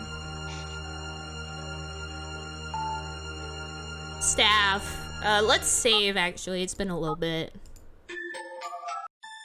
Professor Takehiro Mikazuka, Assistant Professor Kenji Haibara, Assistant Naoyoshi Tanabu, Technician Suzumu Kanematsu, Secretary Maiko Mizukoshi, Doctoral Program Students D3 Nobuaki Shina, D2 Fukutaro Kakizaki, D1 Akira Ichinose, Master's Program M2 Kaori Hayashitani, M2 Yasuhiko Funabashi, M1 Seiichi Yumino. D stands for doctorate, students who are studying to earn a PhD, and the M stands for masters. The number after D and M indicates the year of the student. My sister is in the first year of the doctoral program, so she would be D1, but her name is not on the list. That's strange. I wonder if it's just some sort of oversight. The offices of the professor and the assistant professor are on the 2nd floor, and the students' rooms are on the 3rd. Alright. To the 2nd floor. Yep, just stubbornly keep looking. Yep. The offices of the professor and the assistant professor. Yeah, the student rooms, maybe my sister will be there. The door is locked. Only registered students can enter. Next to the door, there's a device to enter a key code. If I push the right 4-digit code here, the door will open. The students' rooms are on the 3rd floor. Even if my sister's there right now, I could ask the other students. I might get some information about her. If only I knew the access code. Maybe I should just try entering numbers at random. It's worth a shot. Just as I'm about to start pushing numbers at random, I hear a voice from behind. Hey, excuse me? Looking behind me... Wait, I'm gonna save again. Kick in the door. Shoot the lock. Yeah. Heck yeah. I see a woman who looks like she works here. Excuse me, but the 3rd floor is for the students' labs. Unauthorized entry is prohibited. It seems odd that I can't go to the students' rooms. Somehow I feel like something's wrong, but I have no choice. I abandon the idea for now. Why not ask her? Ask her! Yeah. Ask her! What? The woman disappears to Professor Mikozuka's office on the 2nd floor. She might be his secretary. It seems the best thing to do will be to follow my original plan and see the professor. Why didn't you talk to her? She was just talking to you. What? Knock on the door. Sure. I knock on the door of the Professor Mizuka's office. Yes, please come in, says the woman we just talked to 10 seconds ago. I hear a woman's voice coming from within the room. I enter the professor's office. This is you, sorry. Yeah, that's right. I'm Maiko Mizukoshi, Professor Mikozuka's secretary. I am Asumi Kamijo. Nice to meet you. The professor is away at a conference, but I am happy to help you in any way I can. Maiko Mizukoshi is the professor's secretary. This is her space. Oh, show an item. That's interesting. I would ask about my sister first. Start off by showing her the bear. Heck yeah. Just to go like full crazy mode. Hi, you don't know me, but here's a teddy bear. You want to do that? Not a gift, I just wanted to show it. You want me to do that? Let's just see if we can. That would be hilarious. I have nothing to show her. Oh, big beef. We can't Ace Attorney this. Yeah. Ask about my sister. Excuse me, can I ask you some questions? Yes. You're the one who's here to see your sister, yes? Oh, word travels fast. Yeah. Oh, you heard? Yes. I had a call from the admin office. They told me you might come up and see me. That's weird. That's a little weird. Was being watched. Yeah, it's like very like thorough, you know, like being like, by the way, this person who's looking for her sister may come and see you. Like, Hello, Owen. Oh, it's Owen. Hello, welcome to the stream. How's it going? I love ya. But as the admin staff may have told you already, there are only 7 students at Mikozuka Lab. I'm sure there must have been some sort of misunderstanding. You know, if something actually happened to her sister at Mikozuka Lab, like, I bet, like, behind, like, the facade of all these people talking, they're, like, freaking out on the inside, being like, oh, shoot, we forgot she has a sister. Yeah. Oh, no, and she's come to come find her. Records, her sister is here. Yeah.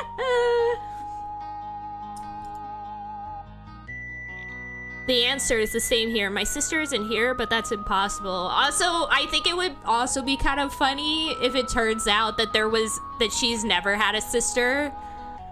And, like, she's completely made up a sister, and she comes around like, where's my sister? Yeah. Where's my sister? Look at this teddy bear. Seeing how disappointed I am, Maiko calls out to me again. If you'd like, why don't you tell me everything? I know a coffee shop nearby. Oh, snap. It's very strange to yeah. offer to like a stranger. I mean, I wonder if it's... I feel like it might not be as weird. Like, because people I know, like, it's kind of a norm in Japan to go out with your coworkers to, like, eat food together or to drink together or go to celebrations together. So maybe it's not that weird as it is here. She's dressed. And yeah. But it would have my lunch break anyway. Why not? Yeah. Whereas here, I feel like people, like, it's kind of weird to see the differences between different cultures and how in some ways certain cultures are like more open and in other ways more reserved. Like, whereas people here wouldn't necessarily just hang out with people that they're not close with. We do tend to be a lot more physical with people, especially like friends and stuff. Like, we're more willing to like hug people and stuff that we know. Whereas in Japan, like, you wouldn't really hug somebody unless you're like super, super close. Like, maybe if you're like family or like they're your love interest or something. I feel like if this happened in the Netherlands, it would just be like, wow, that sucks. Good luck. Yeah, that's exactly it. It's like, it's those differences, you know? Like, I feel like in Japan, like, people are more willing to like probably just hang out with people that they're not as close with. But at the same time, like, even if you're close friends with somebody, you wouldn't really hug them, you know? It's like that sort of dichotomy that's like makes it interesting to look at the differences in different cultures. Yeah, let's do it. Yeah, I think that's a good idea. Coffee shop, let's go. Let's see what kind of cover story they came up with. Yeah, I tell Maiko all about my sister. That is strange. What if this turns into a love story? That would be rad. Yeah. In the 90s? Yeah. Well, here's the thing, actually, is that... Or did it actually get worse? In the 90s, I would say that when it comes to girls, Japan has always been a bit more okay with it, in a sense. But they see it as like, oh, the girl just... Well, kinda, yeah. Like, it's not entirely real. Like, it's like a stepping stone, basically. Like, it's seen as, like, girls can have, like, a sort of romantic relationship, but it's like a step, it's like it shows that they're not fully mature yet. Yeah, it's like a practice. Like, it shows that they're not fully mature yet, that they'll, like, it's a stepping stone to actually getting with a man someday, sort of thing. Yeah. It's like sort of pseudo acceptance. Yeah. Where it's like, it's sort of accepted, but not for the right reasons. You know? Yeah. In a way, it's almost worse. Yeah. Like, oh yeah, go ahead and do that, because, you know, it's nothing anyway. Yeah, exactly. Not even gonna take it seriously. Yeah, that's why, like, girls can hold hands, girls can, you know, have super close relationships. Tons of animes can show girls making out and everything, and it's still considered, like, it's the difference between guys, like, getting together or girls getting together in anime. Like, regular, like, quote-unquote regular anime can have scenes with two girls making out or having, like, this kind of tension, and it won't be considered separate necessarily. Like, yes, there is Yuri specific stuff, but a lot of just quote-unquote regular anime will have, like, that kind of stuff, because in Japan it's not, like, it's not necessarily considered, like, real or as like significant. Whereas, like, if two guys are even just holding hands, oh, that has to be in the realm of, like, BL. Yeah. Because just that much alone is, like, too much for guys. Forbidden love. Yeah. And it really shows the difference in how, like, female agency in romance is versus, like, male agency, and, like, what is considered okay to be physical with and not physical with. And I feel like, to some extent, it's here in Western culture as well, because I feel like girls can, you know, literally make out with other girls, and people will be like, wow, look, they're such good friends. Whereas if guys like are even like remotely nice to each other, people are like, "Are you gay?" Yeah, it's one of those things where people are like, "Oh, isn't that weird how it is in like other cultures?" And then wait a minute. Yeah, it's like it's kind of here Same too. here. Yeah, it's kind of here too, though in a slightly different way, but still definitely here. And I It's think not as like defined part of the culture. Yeah. I guess. Yeah. I feel like it's sort of goes again about agency and like what is considered like truly like who really gets to decide their relationships, you know? Like I feel like maybe girls can, like the reason why it's not as considered as legit for girls as it is for guys is because guys typically have more agency in society, you know? So and also it's like the idea of like people tend to think that it's not true sex unless there's intercourse or things like that, like those kind of differences that are like stupid but kind of reflect like who has agency into this in society and whatnot. Yeah, for sure. My brain is going all over the place. I hope I make sense. Let's get back to the romance. Heck yeah. But I consider... oh my gosh, I keep doing it! But I can certainly tell you that you're sincere in what... can tell that you are sincere in what you say. I've been working here for 5 years, ever since I graduated from high school. If your sister had been here, I would have known her. But I've never heard of anyone by that name. Really? I don't know what to think. This is all so confusing. Maiko sits silently, thinking for a while. Maybe she just attended a few classes at our lab, is that possible? No, she definitely said that she was a student registered at Mikozuka Lab. She's supposed to be in the first year of the doctorate course. Have you taken a look at the student list on the first floor? Yes we did. Yeah.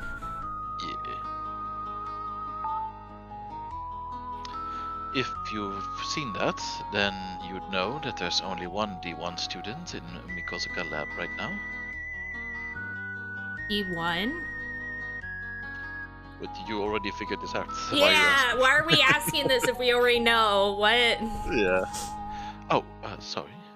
His name is Ichinose. He is the only new doctorate student who entered this year. That is why I know you must have your wires crossed. Unless, of course, your sister underwent a sex change. That's possible. Oh, that's true. Maybe we should ask this Ichinose. I have to see this. Oh, but there it is. I didn't even look at that when I said that. I have to see this Ichinose since he is the same year as my sister, maybe tomorrow. Feeling quite ill all of a sudden, I dropped my head onto the table. What? She got poisoned. Oh, snap! Or, oh, maybe we got tranquilized, or, like, sleep. What was it called when they put the drug in the drink? Yeah. Yeah. Sleep agent. Yeah. Micah looks at me Sedative? Yeah. Oh yeah, sedative. That's what I was thinking of. I was like, I can't think of the word for this. Micah looks at me anxiously, but it seems she doesn't know what to say. Well, what could she say? Even I don't understand the situation. It's so confusing. I may have misunderstood. Even though I say that, I know that I haven't. My sister said she is a student at Mikozuka Lab. I know this lab exists, therefore she must be there. It is so simple, but my sister isn't there. What does this mean? It would be so funny if there was like a second one. It's like you could choose between think calmly and like panic. Yeah, that would be cool. Freak out. Sometimes it's fun if they give you options that are clearly like not the smart one. But yeah. Okay, I don't think Maiko is lying. She seems pretty honest. I think... she might be, but she's a very good liar in it. Yeah. I feel like it's either my sister is lying or I've made a mistake. Yeah, and since he was already convinced that she didn't make a mistake, I would go with sisters lying. Yeah, that seems like the most legit thing. Like, maybe she said she was gonna stay at Mikozuka Lab, but she's doing something else, which we already thought about before. Yeah. If my sister lied to me, then why would she say she was a student at Mikozuka Lab? And what's she doing? Where's she now? Imagining my sister involved in a shady world of crime, I shake my head to chase away the thought. I really trust my sister. She's not the type to do anything morally wrong. My sister and I, we have been together since we were children. My father didn't come home often, so we were always together. When my sister said she was going to Tokyo, I really felt sad. Assuming I'm planning to apply to a graduate school in Tokyo. There's a lab whose research really interests me. I really want to do this. Why don't you come with me and find a job in Tokyo? I remember the offer she made me. Why did I turn her down? If only I had come here with her. I can't recall the reason. Why did I refuse to come to Tokyo with my sister? Oh, we can think through all of this. Yeah. Let's do all of it then. I stare at Maiko. Logically I would say she's probably just, ashamed that she didn't get into this program or something, and so she just, doesn't want to disappoint her little sister. So that might. Well, but knowing what these games are like, it's probably something a lot more shady. It's just more like that's what I would think is the most reasonable explanation for what's going on. Yeah. I stare at Maiko Mizukoshi, a secretary, sitting in front of me. She seems capable, kind, and also perfectly honest. Could she be lying? Too perfect. Yeah. Noticing me looking at her, she smiles gently. I chase away the thoughts of her lying. I've made a mistake. I was mistaken. That is the most likely explanation for the situation I find myself in. That's right. I don't have to decide anything so quickly. I haven't even gone to my sister's apartment yet. I'll decide what to do after that. Seems wise. Yeah. Before you freak out, just try to find her in a different way. And yeah. Then see if you just had a misunderstanding. Yeah. I make a conscious effort to stop thinking about it. I nod my head, trying to stay positive. After watching me for a while, Maiko opens her mouth to speak. Shall we go? I finally pull myself together. Thank you for your time. No problem at all. She's like, I got to get some time away from work for a legitimate reason, so I'm okay with it. We leave the cafe and return to the main entrance of Mikozuka Lab. I have to get back to work. Please feel free to come back if you have any new information. Yes, really? Thank you very much. That's weird. Yeah. Well, I mean, it is kind of like, again, like adventure game, like NPC, because like it said that we could show items to her, so I'm guessing it'll be like walking up to an NPC and be like, do you know this item? Yeah. I mean, but yeah, like, in character, it's either very friendly or suspicious. Yeah. We leave the cafe. Maiko and I part ways in front of Mikozuka Lab. If she's not at the lab, then there's only one place I could go, my sister's apartment. I really hadn't expected this. I thought she'd be here at the lab and that I could meet her. My sister must be in her apartment. I must head there. What was the address again? Hongo Si Chome? Chome? Yeah. As I'm about to leave the building, I notice a student doing the same. Whoa! This jabroni, what? What is this? This looks like a freaking puppet. He looks like a puppet. Yeah, he does. Fucking ventriloquist puppet. Yeah, that's exactly it. What the heck? Making his mouth move like up and down. Yeah. This student is a large man. He is not. I think what really makes it, besides like the hairstyle and the weird shape of his face, is his bright green outfit. Like, what the heck? Look at his yellow shirt and stupid tie. Like, what the heck? He's a character from a kid's show. Yeah, basically. What? like a game show host. Yes, exactly. This is scary. What a weirdo. This student might know my sister.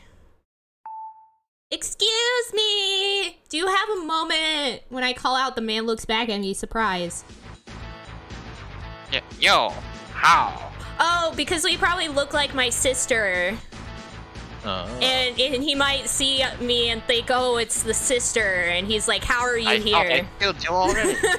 Oh, snap. Receiving such an odd response from a person I meet for the first time. I am flummoxed? Flummoxed. Yeah. But how? How can you be here? Stay back. Keep away from me. The man yells out in terror, then turns and runs.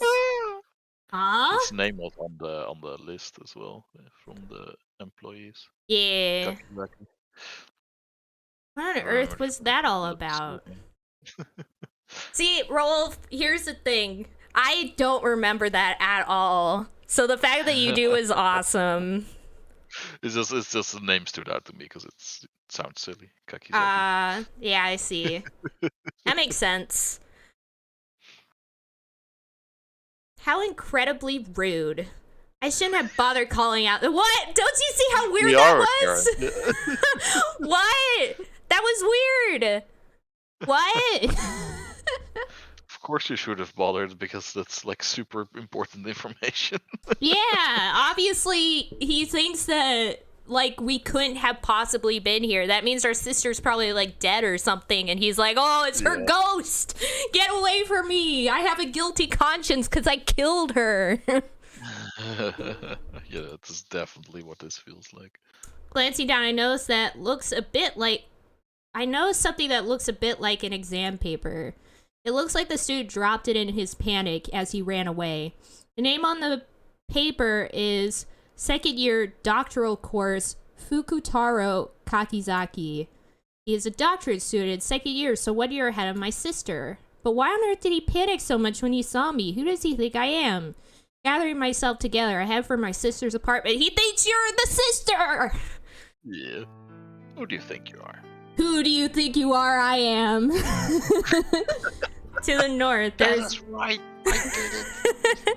Who do you think you are? I am. To the north, there's a narrow alley leading to Mikozuka Lab. This narrow, deserted alley, for some reason, it makes me feel nervous. I need to get out of here and back to somewhere more densely populated and open.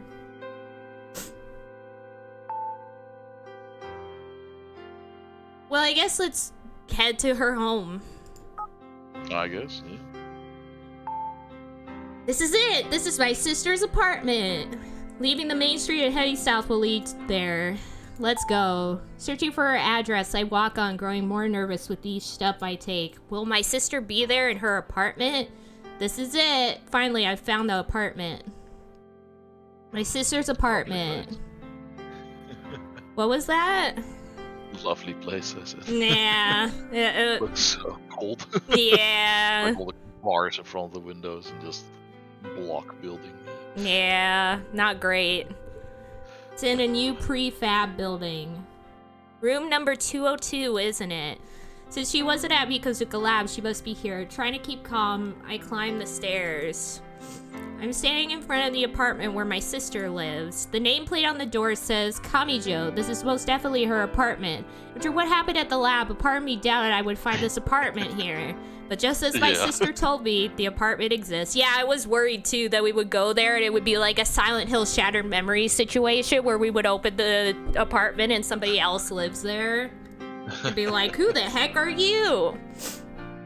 How'd you get this key? Yeah. I would say push the doorbell first and then use the key. It would be weird if we just barged in. Oh, I mean, the sister deserves not picking up the phone.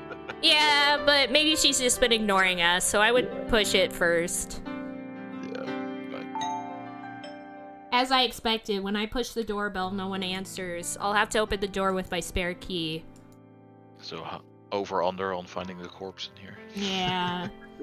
Fits the keyhole, and when I turn it, I could hear the lock disengage. The key my sister left me is for this apartment then, there is no doubt. But whenever I called her, my sister didn't answer. Why is that? Rating in my anxiety, I turned the doorknob. The door opens. Let's go! I'm excited! Bum bum. With expectation and anxiousness, I look around my sister's apartment. It's an ordinary apartment, kitchen, prefab bathroom, and a simple bedroom. And of course, no one is here. So she's not here either? Why? What happened to her? Where is she now?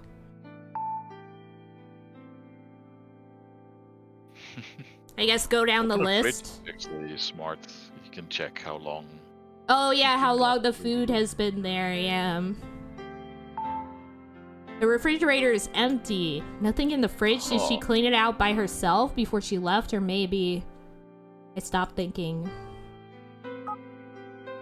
The tableware is all neatly stacked in the cupboard. It's all wrong. It's like no one is living here. The only messages recorded are the ones left by me. You have 8 new messages. Hello, what? Oh, I died.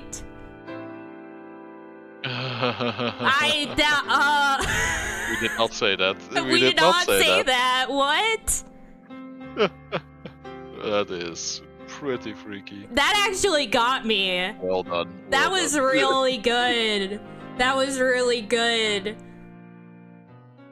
I need to take a moment after that. That's really well done. Yeah. Yeah, we did not say you're already dead, aren't you? We definitely did not say that. I look back, startled. The fuck you just say? He just denied it happened. Yeah, did deny that happened. Yeah, that definitely did happen. What the heck? What did the machine just say? I know I heard it. Something very odd indeed. Listen to the messages again. Delete. I listen to the messages again. My voice on the tape sounds like a completely different person. You're listening to this now. Please pick up the phone. The final message, which I thought I just heard, doesn't play. Maybe I was just hearing things. Exhaustion can lead to all sorts of hallucinations. Suddenly scared, I decide to delete all the messages. The sound of the tape rewinding is all that can be heard in the deafening silence. Why would you delete them? Yeah, because you want your sister to come home and find them, right? Yeah, or like, if you're gonna file like a case, wouldn't it be good to have the messages there to show that she hasn't been answering? Yeah. But yeah, I totally understand. Like, if you get scared, you do irrational things sometimes. Yeah.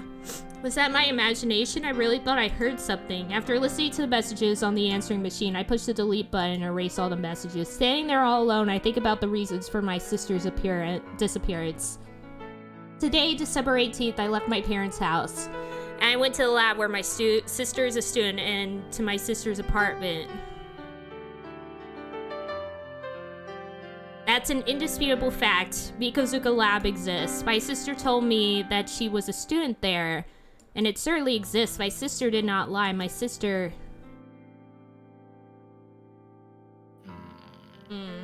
I think she must have been kidnapped. Seems the most likely.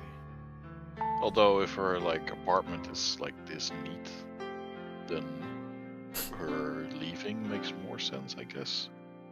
Well, but the fact that they were like, how?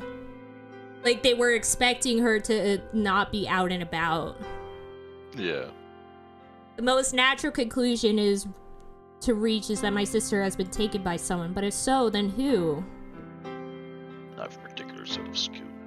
I think someone from the lab, just from how that guy reacted. Someone from the lab. They must have kidnapped my sister, but that's ridiculous. Nonetheless, there is something odd about Mikozuka Lab. It's so strange that no one there knows my sister. Very strange. Yes, tomorrow I must go back and search the lab carefully. I'm getting tired from all this stress. I probably shouldn't worry so much.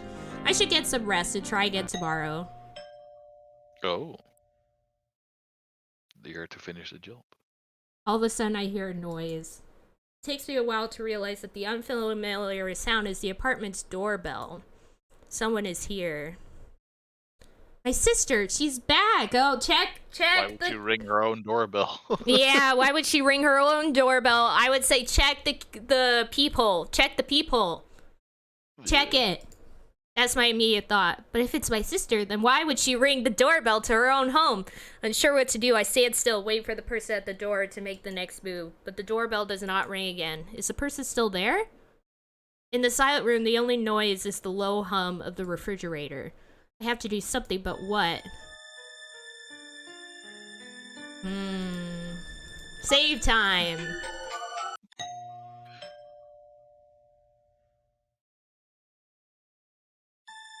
Okay. I would say go and wait, maybe? Yeah, that's what I would do. And see if we can hear anything. I quietly approach the front door and listen carefully. I can sense someone standing on the other side of the door. Unfortunately, there's no peephole on the door, so I can't see the visitor. That's stupid. The person outside makes no move. I have to decide what I should do next. Yeah, let's open it. You want to open it? Too early to get killed. Yeah, I don't know, because I remember reading that the game isn't that long. I think it's a short game, so I think it is very possible that we could die here or something. Yeah, we just saved, it's fine. Yeah, it is fine. Also, my nose is so itchy today. Open the door. I drum up my courage and open the door. A large man is standing there. Perhaps because I opened the door so suddenly he looks shocked. You... It's the guy who ran away as soon as he saw me back at the lab. His name is Kakizaki, a second year in the doctorate course at Mikozuka Lab. Kakizaki's face is twitching. He looks flushed and he is covered in sweat. He looks beside himself with fear and agitation. Maybe someone is chasing him. Spooked by the odd appearance of my sudden visitor, I try to close the door. Just close the door in his face. Oh my god. But just then, Kakizaki speaks. Ask for help from Mr. Sheena. He will help you. Oh, Sap. Mr. Sheena? On the third floor of the lab. Oh, I ran here. Also, Asher said your nose is growing. No! Oh, no. Kakizaki speaks as if each word requires a tremendous effort from him. You tell me now after I already voiced the lines. Yeah. His eyes look bloodshot, but also teary. I don't know what, but I can tell that, in his own way, he is trying to tell me something. My eyes meet his. I can see no madness there, but only tenderness. I should ask Mr. Sheena for help? Looking relieved, Kakizaki nods. Then he takes a note from his pocket and hands it to me. Involuntarily, I take it from him. At the same time, Kakizaki turns and leaves. Hey, wait a minute!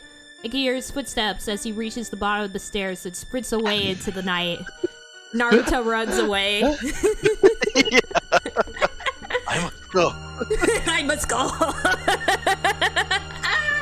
Sorab. Throws a smoke bomb on the floor. Yeah.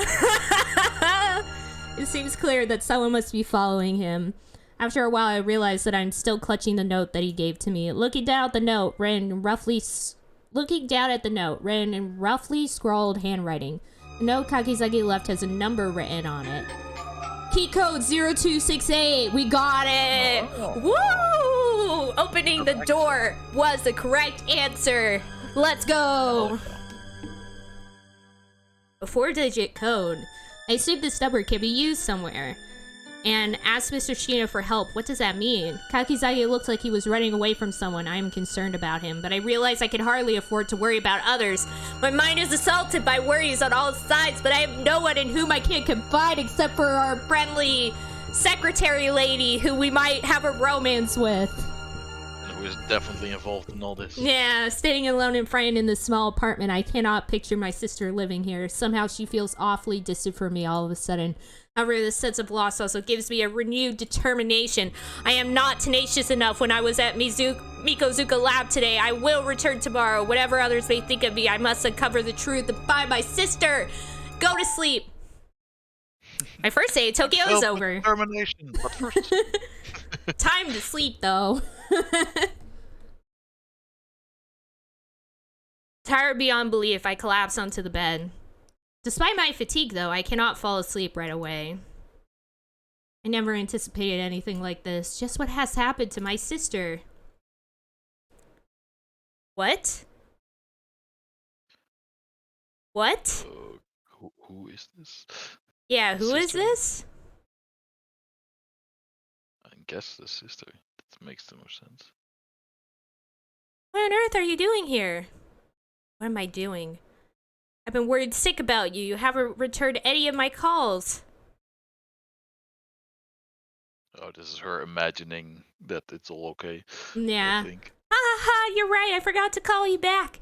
I'm so sorry, Izui, but I'm glad you're here. I can show you all around Tokyo. Well, you'd better. I was so worried, sis. My imagine creates a conversation between my sister and me. With her imaginary words echoing in my mind, I fall asleep.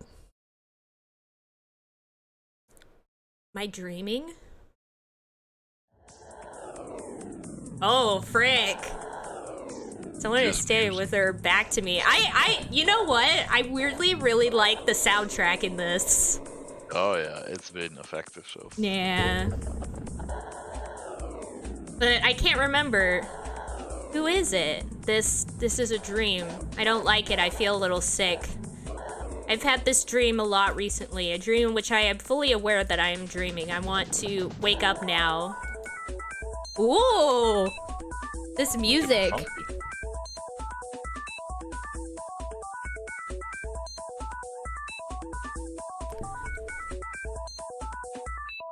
I'm into this music right now. Yeah. When are we? You know what? I feel like after this game, time to listen to the entire OST for this game on YouTube. Hopefully it's on YouTube. Someone I have met. No, it's not just that. It's someone very special to me. Is it my sister? I would think so.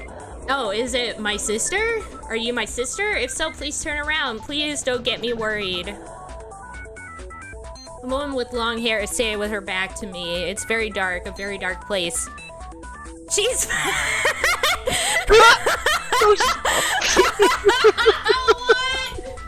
I guess they're trying to be like maybe she's pregnant or something. Oh. She's fat. Is she crouching a little? She seems to be struggling to support the weight of her own body. Oh, is this like a Silent Hill situation? She's giving birth to some demon baby? Yeah, this is definitely about to get real freaky, I think. It's making you suffer so much. If there's anything I could do, please let me know. Let me see your face. Hey, why won't you ever turn to face me? You are someone special to me. You are, aren't you? Please, let me see your face. The woman with long hair. Mother? Is it her mom, maybe? Oh, maybe. It could be her. Maybe she died in childbirth or something. Oh, you're right. You're right. That would make a lot of sense. Yeah. The woman with long hair slowly begins to move her heavy body, and very slowly she turns around. Only 8 slots.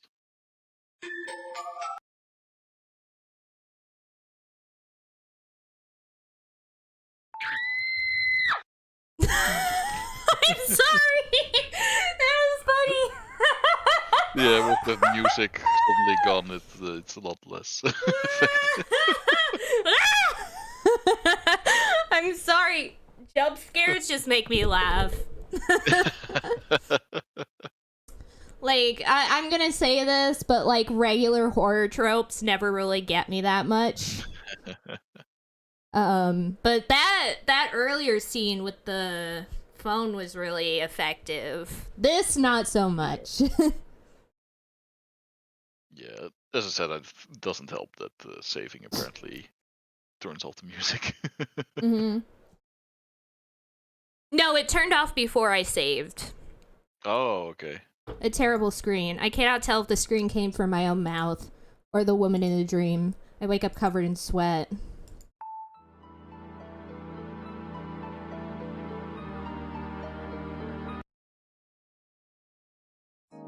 As soon as I wake up, I head for Mikozuka Lab. It's the only place I could think of that might hold the secret of my sister's disappearance. Last night, a student named Kakizaki gave me a note with a key code written on it. It should allow me to go to the 3rd floor of the lab. Maybe some of the students there could tell me something that will help me out. Maybe the one called Sheena might hold the key.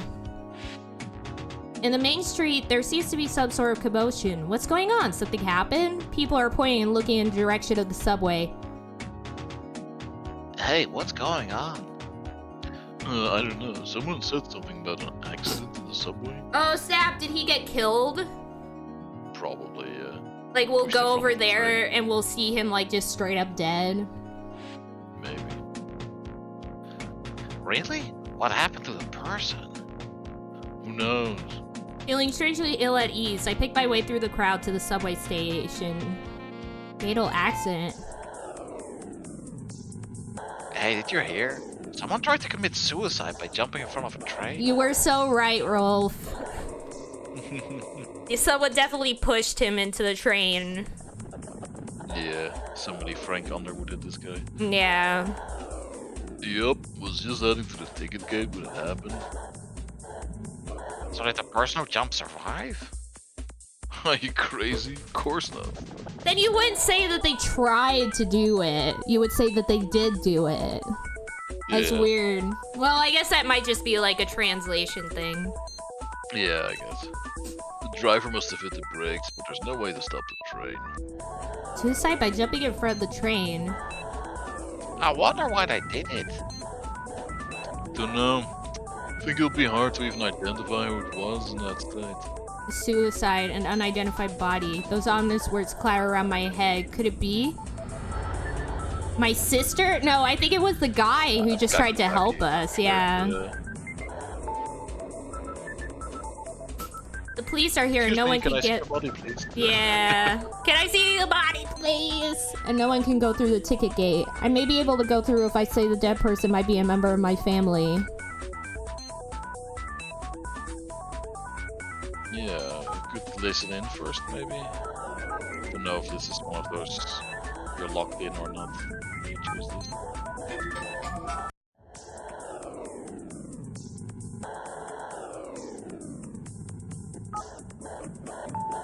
I heard there's... Oh wait, no, that's you. Sorry.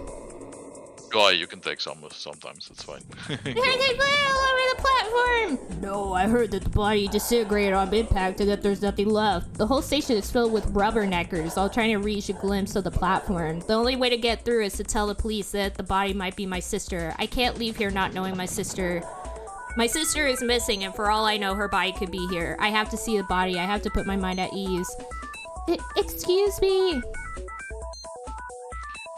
Yes, may I help you? The police officer seems to have realized from my expression that I'm not a mere onlooker. The officer listens to me attentively. The person who committed suicide and might be a member of my family. My voice fades almost entirely to nothingness as I speak. If it turns out that what I'm saying is true, then my heart feels constricted. I feel an odd pressure in my chest. Please, come this way. As I go through the ticket gate, crowds of people gaze at me. A murmur of excitement can be heard from the throng. Yes. The police officer returns, apparently with permission from the officer in charge. Been waiting for just a while. I'm led into what appears to be some sort of staff room. After waiting a while, I see two people emerge after answering some questions. Ah, I still can't believe it. I'm never taking the front carriage ever again. I just know I'm gonna see this in my dreams tonight. Yeah, me too. Wish I hadn't seen anything. Please come this way. Brace yourself. And then I see the body. Yeah, I would never do this. Yeah. Like, even if it could be her, I just like, oh, I'll wait until they tell me. Yeah. I feel Never so... gonna get this out of your brain ever. Yeah, it's gonna be stuck in your head forever now. I feel so uneasy, so nervous. I've never felt like this before. My sister would never kill herself. She's always been the one to keep my spirits up. Well, I mean, things can happen. Even to the strongest of people. Yeah. Are you okay? If you're ready, then...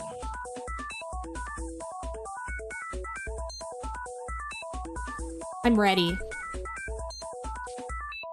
Finally, I see the body. Uh-oh. Are we gonna see a picture? The body is so badly damaged by the impact that it maintains no semblance of its former shape. But clearly, this is not my sister. The body is very badly damaged, but I could tell that it is male. No, I don't think it's her. It's not my sister. Scarred for life or nothing. Yeah. No, but I think it's the guy that helped us. Your sister? Then it's definitely not her. This is a male body. If only she had said... yeah. You looked so certain about the body and thought you might have a suicide note or something. Trying my hardest not to vomit, I take another look at the body. But this is... It looks a lot like... This looks like someone I met yesterday. Instinctively, I cover my mouth. It is hard to stop from vomiting. The horribly disfigured face is telling me something. I feel like I've met this man. Yeah, it's the man we just met! It's the man we just met! That's it. I remember now. This is the guy who got framed when he saw me and gave me the key code yesterday. This is Kakizaki from the doctorate program. Tell the police officer! Tell the police officer. Yeah. I mean, it looks like him, but I have no proof at all. It's still important to tell the police if you think. Yeah, for sure. What's more, the body is badly disfigured, and I only met Kakizaki yesterday. Unbelievable. The dead man looks like the guy I met yesterday. Oh, from this point on, Asumi's choices may lead to unfortunate consequences for her, and the game may end. Whoa. That's kind of cool. I like that. I like that the game's like, now we're in it. We're in it now. Yeah. Shit just got real. It is recommended that you save frequently and that you maintain several save files. Woof. Woof. Yeah, of course, when telling the police nothing. Yeah. So, where are we going? I mean, I guess let's go to the lab. That's what we were planning on doing. This guy literally died so that we would get this information. We might as well use it. Yeah.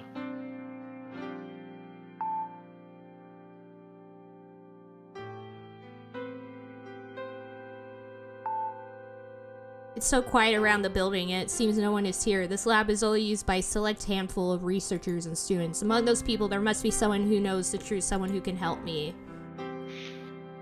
To the incinerator! Uh-oh.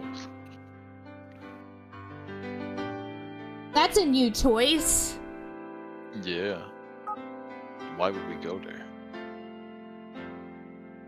Yeah, why would we go there? I guess let's go to the first floor then first. Yeah, just try to go up.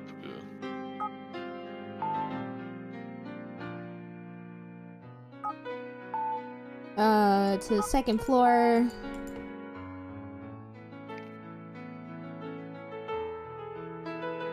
To the third floor. Yeah. This is the number that Mr. Kakizaki told me last night. Oh no! I think it's the last one, but I don't remember. I don't remember! No! No, I wasn't paying attention! I think there was a 2 in it at least, but I think the last one, but I'm not sure. Let's save.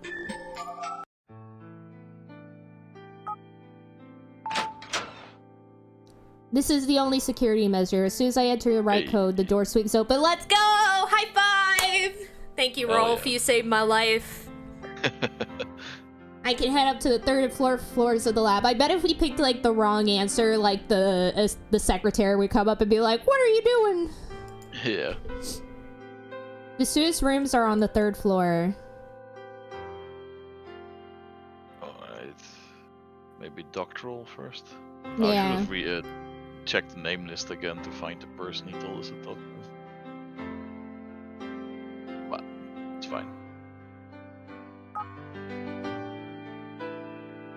We'll find him. Yeah. Oh, here it is! Oh, there you go. Here it is, D3 Sheena! This is the space used by Sheena, the third-year doctoral student. Introduce myself. Excuse me, can I bother you for a moment? I call out to the student, intent at his computer. As the man turns around, I can see that his face is deathly pale. Oh, snap. He doesn't take his eyes off me. It makes me feel uncomfortable. Are you alright? Yes, I'm fine. Sheena seems almost to choke on his own breath, but he quickly recovers his equilibrium. This is oh, okay.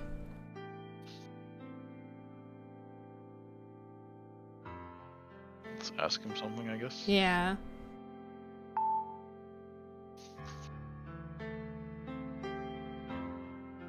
My sister, of course, right? Yeah. I wonder if you could help me. My sister is supposed to be a D1 student at this lab. Do you know anything about her? I see confusion in Sina's eyes. I wait for his answer, silently praying he can help me. I don't know your sister. He turns back to his computer. I don't think I'm going to get any information from him. He's hiding something. Does he know something about my sister's disappearance?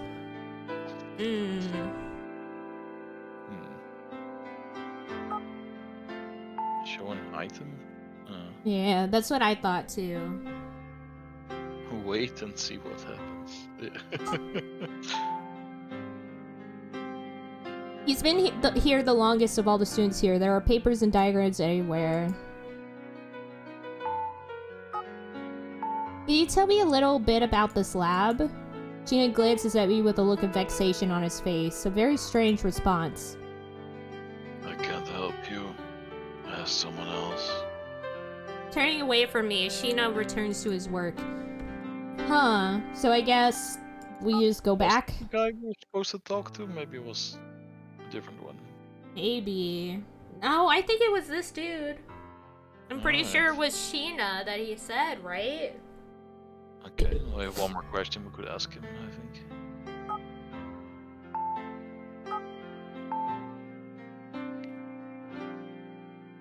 What? Sheena lies face down on his desk. This person is so rude, he won't say anything to me. Wow. Goodbye. Alright. It's gotta be rough to work here, I guess. Well, Kakizaki isn't even here. Yeah, we can check out his workspace then. Maybe something. I wonder where he's dead. You He's just dead. saw him. Yeah, we just saw him. He's dead.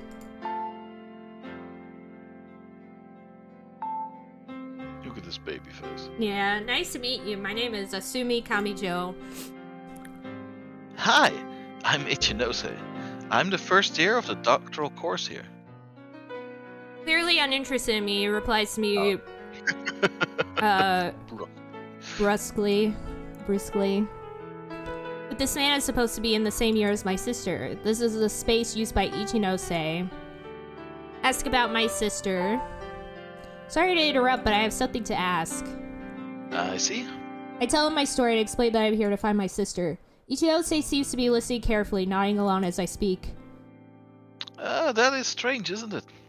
Mr. Ichinose, my sister said she was in the first year of the doctoral course here. You are in the same year. Do you know anything that might help me? Are you absolutely sure she said Mikosuka Lab? After he listened to me so carefully, I thought he would help. What a disappointment.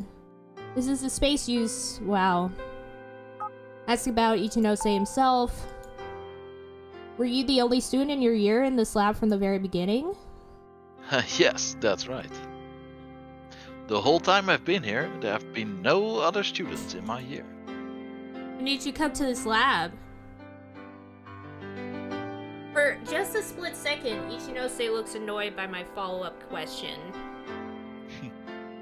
But I can't worry about that. I have to know. It's been exactly 2 years since I came here. Oh. But it's still first year. Well, what? Can't be good. Which means I came here in the middle of the first year of the master's course. When you entered 2 years ago, you were only student in your year, yes? What I'm really asking is, Was my sister in your year? Your sister, as I said before, she was not. But before I came here, there might have been another student in my year. Ichinose says something quite unexpected. Oh yeah, because he came in the middle of it. So there could have been someone there before. Are you saying there might have been a student in your year before you came? Yeah, that's what he said. It's a possibility, is all. I wasn't here, so I couldn't possibly know. But even if there had been a student in my year before I arrived, wouldn't it be just as odd if that student were your sister? He's right. I have been in touch with my sister until very recently. Even if there was a student in this lab prior to him, that was 2 years ago. It couldn't be her. Anyway, if you want to know about those days, speak to Mr. Sheena or Mr. Kakizaki. This is the space used, blah blah blah.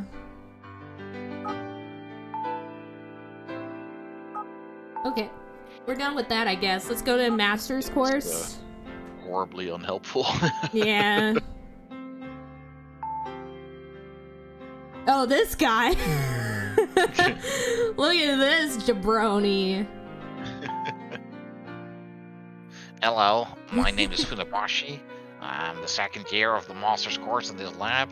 Master's course? It's the most basic course for postgraduate students. In my year, there's another student whose name is Kari Hayashitani. She's so cute. I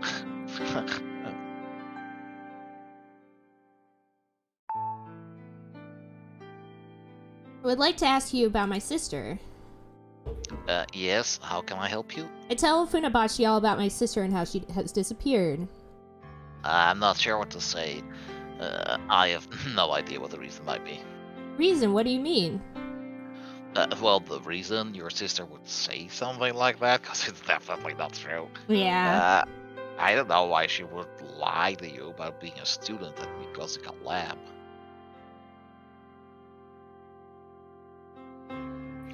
Sorry if that offends you.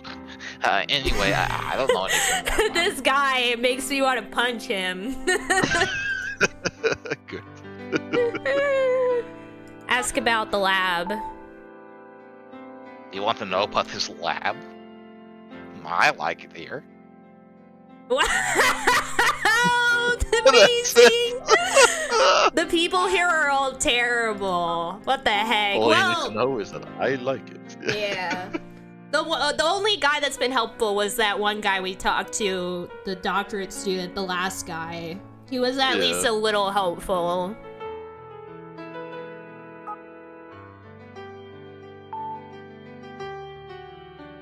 Azure, I'm gonna punch you. This is a space used by Kaori Hayashitani, a second-year student in the master's course. Oh, you were right. It is a girl. So yeah, he definitely was like, she's hot. Oh, she's the woman that we ran into. Oh yeah, you're right. At the start, that we thought was our sister. Yeah. Oh, she is getting more than one line. Yeah. I'm Kaori Hayashitani, second-year master student. What if this is our sister? Oh, that would be weird. Yeah. I'm the only female student at this lab, so I'm very popular. Nice to meet you. But she smiles at me. I suddenly realize I know her. She looks familiar. I met her somewhere, but where? Miss Kaori, this may sound like a strange question, but... Yes? Have we met before? Yes, at the start of the game! No, I don't think so. Have we? No, I suppose not. I don't know why, but I can't help but feel like I've met you somewhere before. But I must be mistaken. After all, this is my first time here in this lab. Are you alright? Oh, I'm fine. Just deja vu, I guess. She smiles weakly. I suppose to her I sound pretty ridiculous. Excuse me, do you mind if I ask you a few questions? Kaori looks up from reading an essay and smiles kindly. My sister told me that she was a student at this lab, so that's why I'm here, but I tell her all about how I lost contact with my sister. Kaori looks about the same age as my sister. I have a vague hope that she may be friends. Ah, I see. That is a strange story. I'm sure you probably already know, but as I told you, I'm the only female student at this Oh lab. my god, everybody here is insufferable.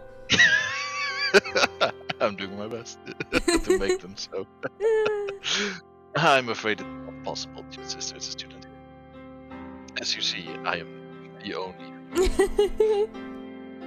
Not many girls go to graduate school for engineering, even at this university. So even if she were in another lab, I would have heard of her. But I'm afraid I've never heard of any girl called Kamito. I'm wondering if this is her, but it would be weird. Yeah, but you would definitely recognize her now. Really? This is yeah, ask about the lab. You want to know about this lab? Everyone works hard here. We research until late at night. You do too? Well, not me, but everyone. Yes, I often find myself here until very late at night. It all sounds very difficult. My sister said that too. She stayed up all night conducting experiments. What kind of research are you conducting? Oh, are you interested? Well, it's all a bit hard for me to understand. I was just wondering what it is that keeps you so engrossed. Oh, she didn't even respond. Wow. Wow. So rude. Yeah.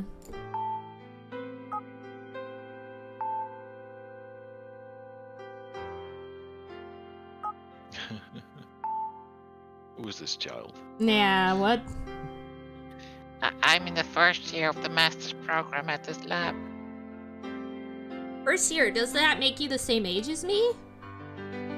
Well, how old are you? I'm 13 and 3 months. I'm 22. Yes, yeah, we're same age. Why are you so nervous? I'm worried about my cat. My cat's near the incinerator. It keeps falling in and I have to buy a new cat. But I have an experiment today, so I can't take care of her. Oh, so let's go to the incinerator and help out, maybe. Yeah. Right? Makes sense, I guess. Why the hell did he take his cat to work? Yeah.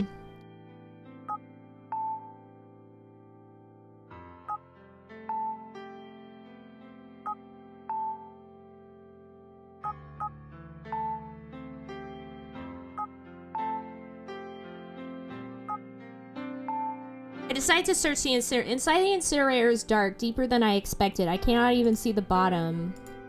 Look for someone. Go behind the incinerator. There's a small kitten hiding near the back of the incinerator. Small kitten. Oh, Why look don't you at just him! let the kitten walk around outside? Yeah. It's crazy. Oh, cute kitty!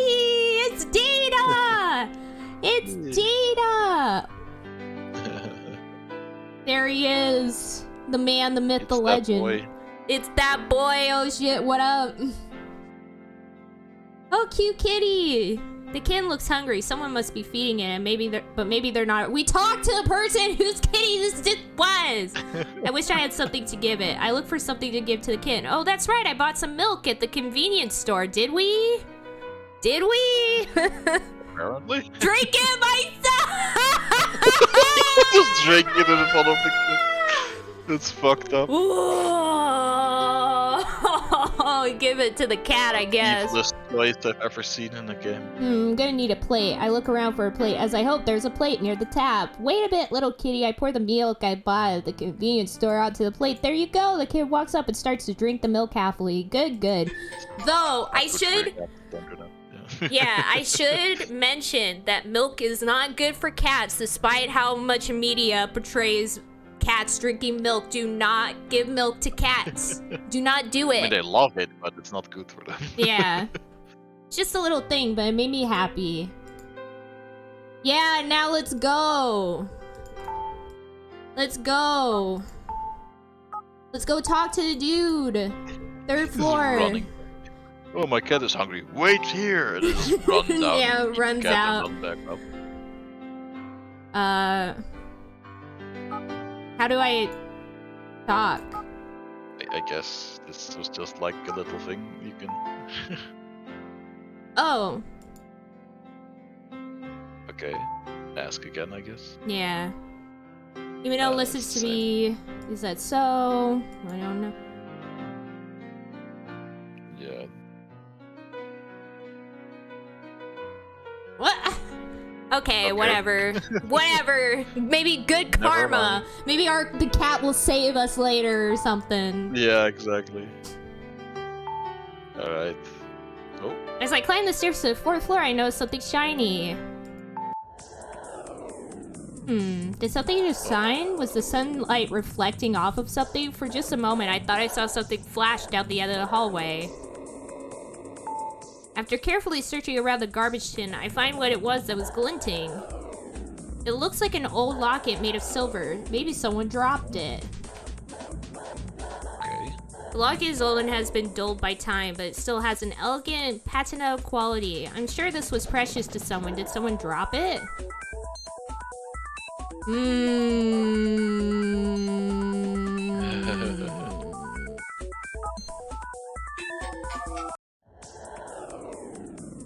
want to open it. Yeah, sure. Opened up. Inside the locket, there is a picture of a young woman. This is the... This It's is her? This is me. When was my picture taken? Yesterday while I was here. No, because this is not what we look like right now. Who took my picture? Yeah. I closed the locket for now. I opened it because I was curious, but I feel a bit guilty now. Or maybe it's our Why'd you feel mom? guilty? Yeah. Oh. You could show Or the it item. belonged to your sister? Who knows? Yeah. Yeah. Oh, we could show the item now to people. Alright.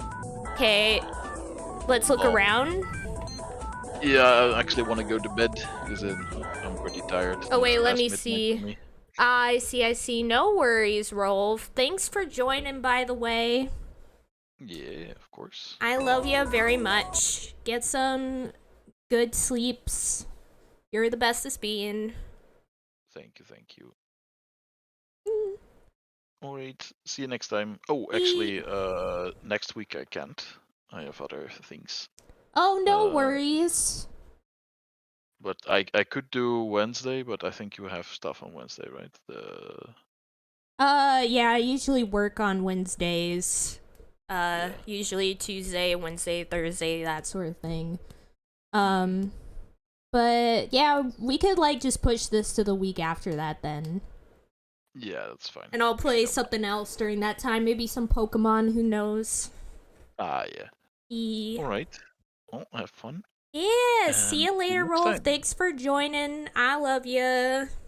See ya. Bye-bye. But yeah, since we still have about, we still have about 30 minutes. Let's just keep going for a little bit longer. And as always, anyone who's watching can join the stream as usual if they have access to the chat in my server, which is only like close friends and stuff, of course. And you say no, I would never. There are a great many difficult-looking books. I searched the bookshelf, but there doesn't seem to be anything that can help me. Hey, Azure, you did join before. You've joined several times on stream. So that's a lie. This is a computer room. There are some Macs and a large Unix computer with a label on it saying Elfin. Wow, Unix. Unix computers. Dagsy. Actually, I do have proof. Haha. Seems you have to log in to use a computer. I need a password issued by the administrator to use it. It says here that the administrator is D3 Sheena. What the frick? The computer screensaver is on, displaying a message. Is this a student's idea of a joke? That actually got me a little bit. That scared me. There's plenty of streams I could pull up where you joined, Asher. This is a space belonging to Kanematsu, the lab technician. Oh, I hate this dude. What the heck? Where did he go? He's not here. Kanematsu has almost certainly been here longer than anyone else. He might know who this locket belongs to. What should I do? Should I look for him? Maybe I should go downstairs. That's just Lulu doing my voice. Incredible.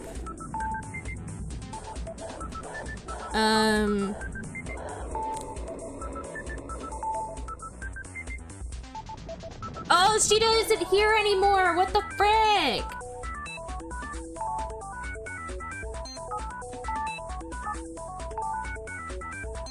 No one's here anymore. Where did everyone frickin' go?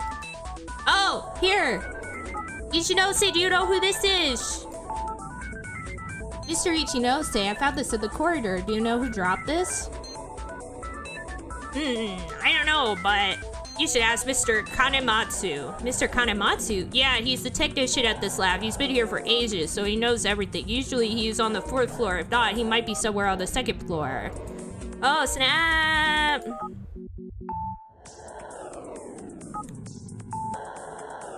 Let's talk to everybody and show the item.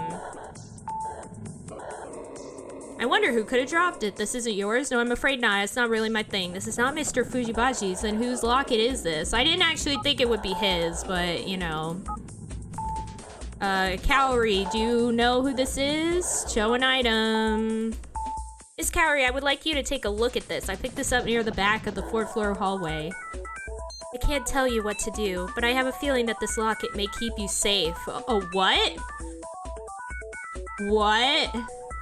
Oh, okay, Kaori, whatever you say. I would think carefully about who you show it to. What? Kaori smiles meaningfully.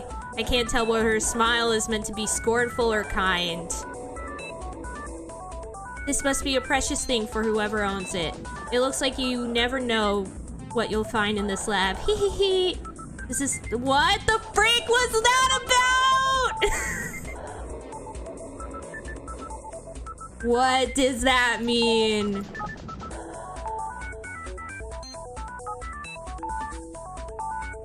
This is not mine. Yumino, the first year's master student, is here. He looks uneasy.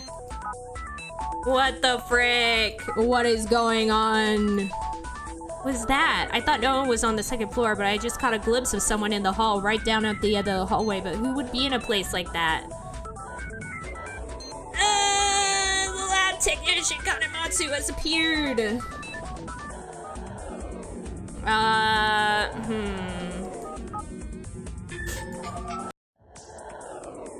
Show him the silver locket. Excuse me, I just found this locket. I think someone dropped it. Do you know whose it might be?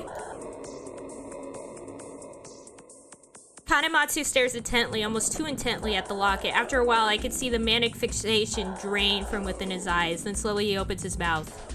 This is Mr. Sheena's. Mr. Sheena's? Yes, the D3 student. Mr. Sheena. Mr. Sheena has been working in the lab all day today. I will go and tell him you are looking for him. You can give it to him in his room. Kanematsu hurries away. I think about what he said. This locket belongs to Mr. Sheena.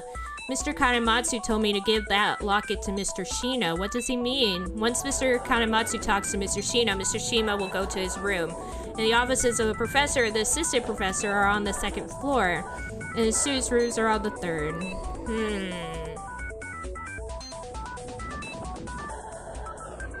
I'm very confuzzled right now. Am I the only one who's very confused right now? I don't know what the heck is going on, but I'm very scared.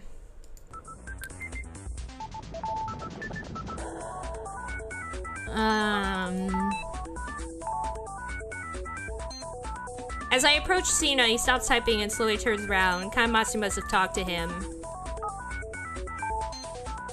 Pulling the locket out of my pocket, I make a move to show it to Mr. Sheena. I already opened the locket, and I know what's inside. I only hope that the owner would not be too offended by my rudeness.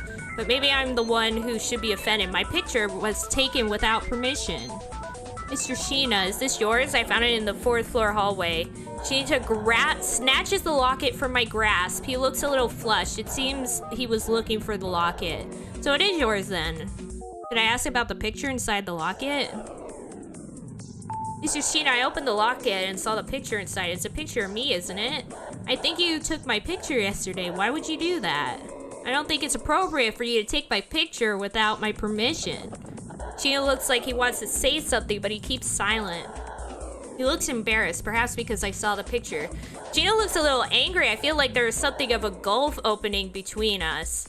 It was a mistake to open up the locket and look inside. I knew the locket had to be precious to its owner. Return the silver locket to its owner. Time to go back to the apartment. There's nothing more to be learned here. The students' rooms are on the 3rd floor. What just happened? What just happened? What? What is going on? What just happened? Hello? What is going on?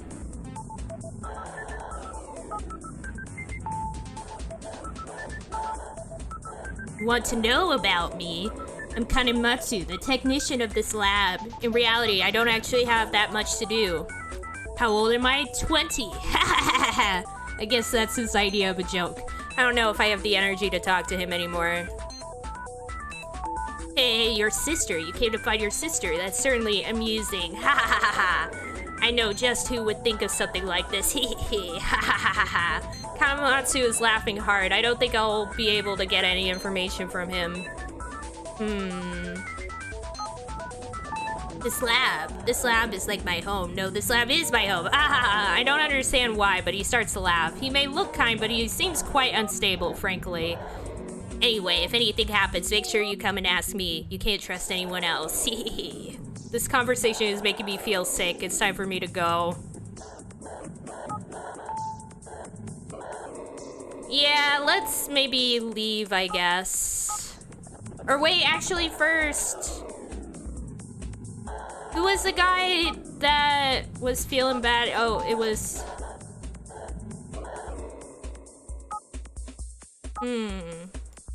No, it's not him. What was it? Who was the guy? Was it Yumino?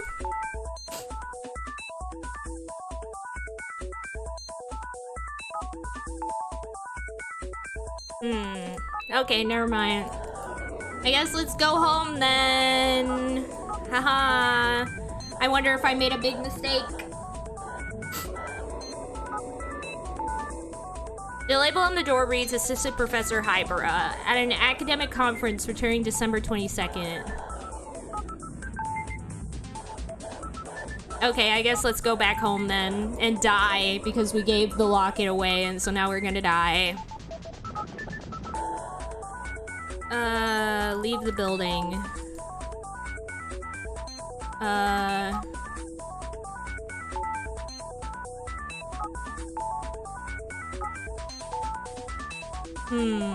Oh wait, actually.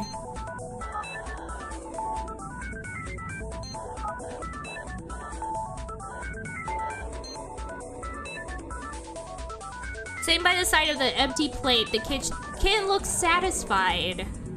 Yay, we did it! Maybe now we can talk to the person? To the 2nd floor, to the 3rd floor.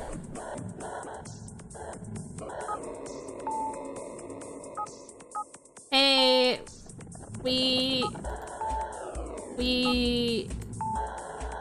did it. Wait, didn't he say that? He tells me he's worried about a stray cat.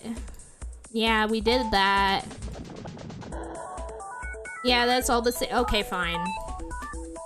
Okay, fine. We'll go back home. Okay, game. And I bet we're about to die. We're about to actually McFrickin' die. Leave the premises. This is the 2nd day I've come here looking for my sister. Although I come to the lab again, I have no new information about my sister.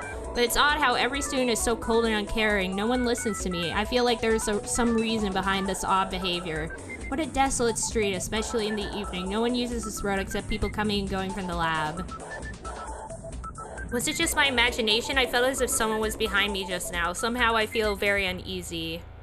That's strange. I can't help but feel as if someone's watching me. Hide. Hide. Hide. I hide myself in a small nook behind a wall just off the street. From my hiding place, I watch as the lab's chief administrator walks by, so it was her. I wait for her to hurry out of sight before I emerge. I don't sense anyone else around. Still, I need to get back quickly. I hurry towards my sister's apartment as quickly as I can. It's getting darker and there's absolutely no one around. I feel scared, and not just because of the desolation and darkness. What's that sound? A cell phone? Where is that sound coming from? As I reach the place from where the sound can be heard, I see a shadow emerge swiftly. Before I can even turn and look back, I feel a searing pain course through my body. The merciless blade drives into my flesh and drains the life from me. Ah! Why? Sis, I hope you're safe. Sis. Game over! I knew I would die. Asumi Kamijo was killed by someone before she found out the truth of her sister's disappearance. Where you went wrong! Whoa! What? What? Oh, opening the locket was a bad choice. You do not have the owner's permission. Wow. I kind of like that the game like lets us know where we went wrong.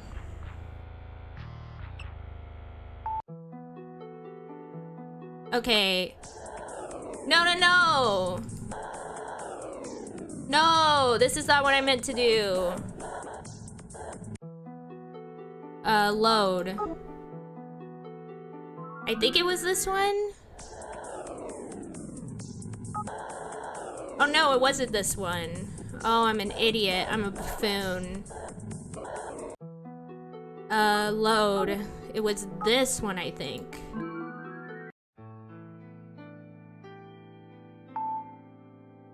Okay. Okay, maybe someone dropped it. Pick up the locket. Keep the locket, but do not open it. Who could have dropped this? If I dropped a locket, I would not want it to be opened by a stranger. This seems so weird. Why would you care? If I had a locket and I dropped it and someone looked inside of it, I would be like, how dare you? How dare you look inside the locket? That's just personal information. Like, what? Okay. And somehow, for some reason, I feel like this locket may influence my fate later on. Who should I talk to? Got silver locket. You could show the item to the members of the lab.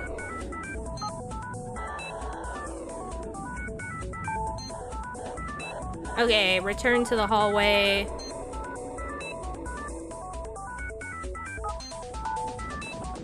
Yeah, he's not here. So then Gina isn't here. And then we talk to Ichinose, show an item, show silver locket. Okay, so now we can go to the 3rd floor, and then we can go to the 2nd floor. We'll bump into him. Search the end of the hallway. We show him the silver locket. So then we can show Mr. Sheena. So now we go back up there. We talk to the dot. We show it to Mr. Sheena. We show an item. We show the silver locket. I wanted to see the inside of the locket, but I did not want to invade the owner's privacy. Now I am about to give it back. I'm glad I didn't open it. Is this yours, Mr. Sheena? I found it in the 4th floor hallway. Sheena snatches the locket from my grasp. I'm gonna fight you. Why? Why not? He looks a little flushed.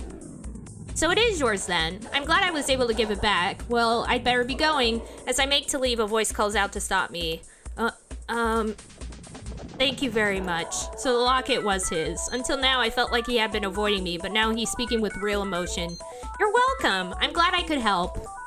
I wait for him to say something else, but it doesn't seem like he's going to, so I leave. Return the silver locket to its owner.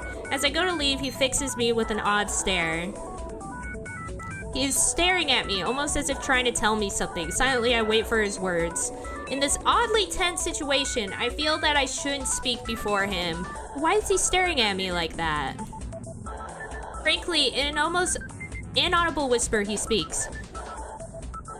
You should go to the library on the 4th floor. Saying nothing, I turn and leave, but his words and the expression on his face are burned into my mind. You should go to the library. It's kind of an odd thing to say. I was just returning the locket. While his words were odd, they had a look of urgency on his face and a look of caring. I thought he was a cold man, but I may have been wrong. He may actually be quite kind. Interessante.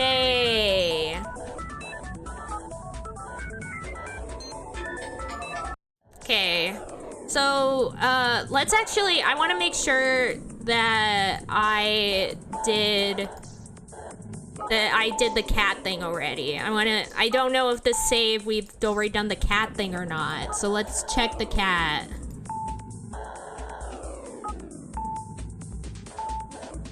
Oh, we didn't! We didn't do it! We gotta do it. Give the milk to the kitten. Yeah, there we go. And so now let's go to the incinerator, search the incinerator, look for someone, go behind it. Wait, did it say? Kitten looks satisfied. Yeah! Now we can go back. First floor of the lab. Go elsewhere. To the 2nd floor. To the 3rd floor. To the 4th floor. To the library. You should go to the library, that's what Sheena said. Search the bookshelf. There is something glinting at the corner of a bookshelf. I've seen it before. What? How can this be? Pick it up and take a look. I open the locket and look inside. There's a small piece of paper folded neatly inside. A paper that has text typed on it. If you are a doll, you can enter. What? Are we like some weird like homunculus or something? Like we're our sister in a weird way or something? What? What does that mean? I feel like Sheena is somehow trying to send me a message. If you are a doll, you can enter. Memorizing the words, I then crumbled the paper into a ball. Got Sheena's note. Maybe type in doll in the computer? Maybe? Let's save. Let's use the Unix machine.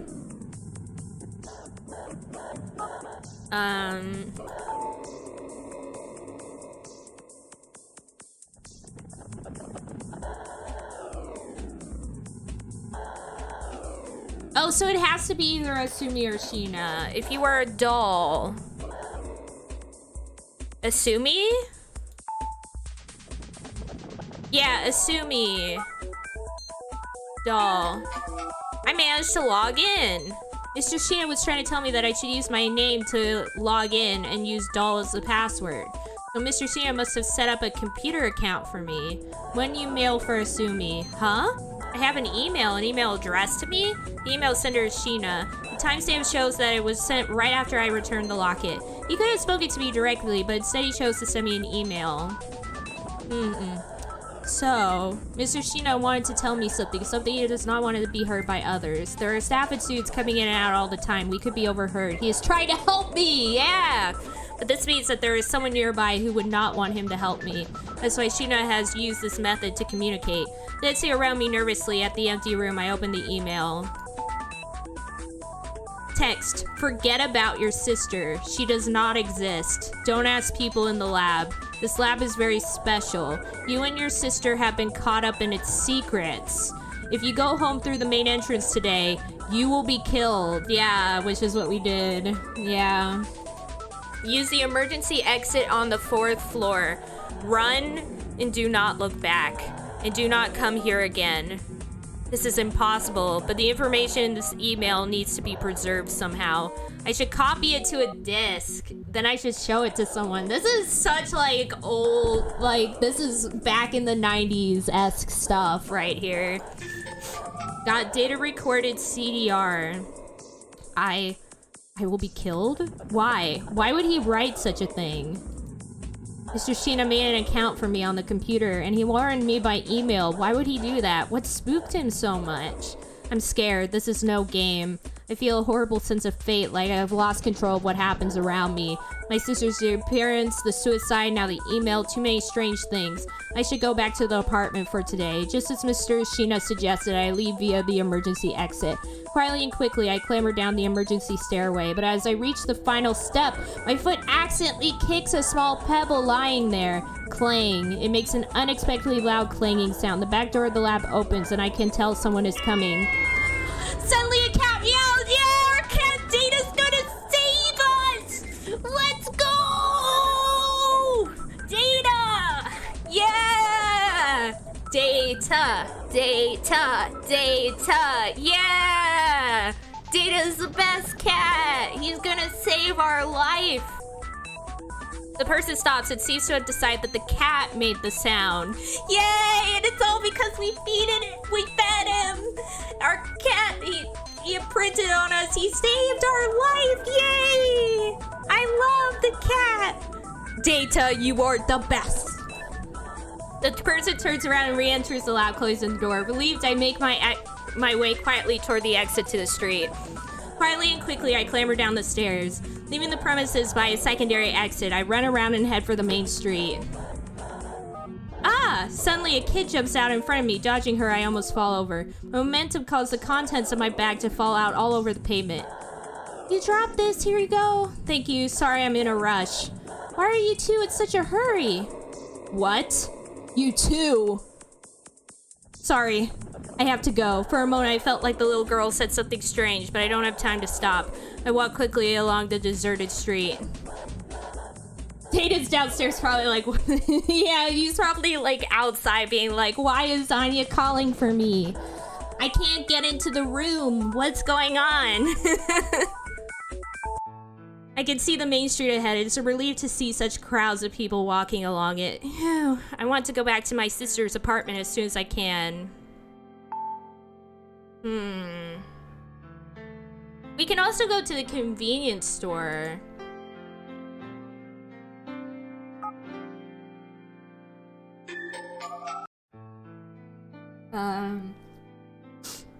Let's go to the convenience store.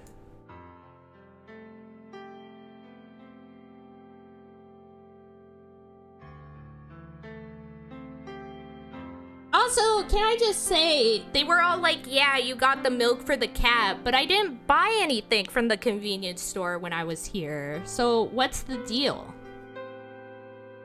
Let's buy some tea. Let's buy some milk. Let's buy a CDR disc.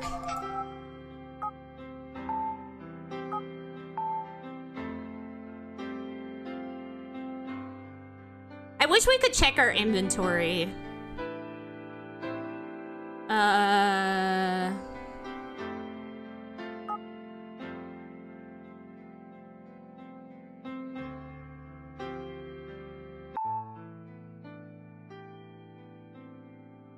So much happened today. I feel so tired. In the morning, someone committed suicide on the subway.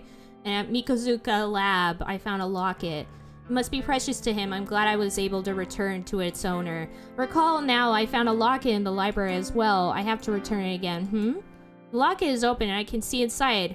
I can see a photo inside. I recognize the face. This photo. This photo is of me. How? How did he get this? This should feel unpleasant, but for some reason it doesn't make me feel bad at all. Why does Mr. Sheena have my picture? Did he take a picture while he was talking? I don't think so, but when... I can't seem to make any sense of Mr. Sheena's actions. He left a piece of paper inside the locket in the library. It was like a riddle that led to an account that he made for me. And he warned me with an email. Why? Why did he choose this way to tell me? The answer is almost obvious, but it scares me to think about it. There's someone in the lab that he does not want to know that he's helping me. That means that he sent me that email even though he knew it would put him in danger. I should go and see Mr. Sheena again tomorrow. Too many strange things are happening. He told us to leave and never come back. And we're just like, whatever. I should get some sleep. Oh, I wonder if something bad's about to happen. But before we continue any longer... Wait, let's first hit answer for sleep. And then we're gonna save here at the last save. Yeah. And I think we're gonna end that here since it's been 3 hours. And I think it's a good place to stop too, since we just finished another day and survived! Yay! But after getting one game over, because I think it's dumb that we weren't allowed to look in the locket. Womp womp. But it is kind of cool though that the game like lets you know where you make mistakes. I think that's pretty cool. I'm enjoying this so far. I think it's pretty well done actually. And some of the scares have been pretty accurate. Well, not accurate, but effective is the word I was looking for. But yeah, I'm excited to see more of this. Though I guess next Monday, since Rolf will not be able to make it, we'll probably maybe play some Pokemon Legends of Arceus so you guys can see how much I suck at that game. But yeah, until then, next Saturday, of course, is more VN night. Playing some more Stardew Valleys. And yeah, that's basically it. Let's see who we shall raid. Yep. How do you like the game Azure, by the way? How are you feeling about Arceus?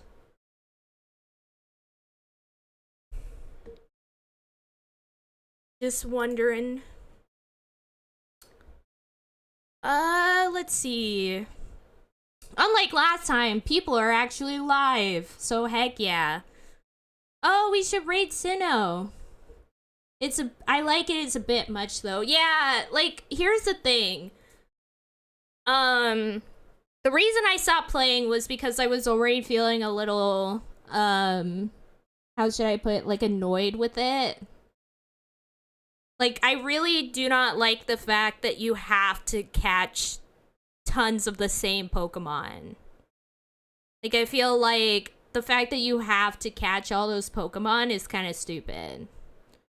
I mean, I haven't tried releasing Pokemon yet, so maybe that'll help if I just release a bunch of Pokemon.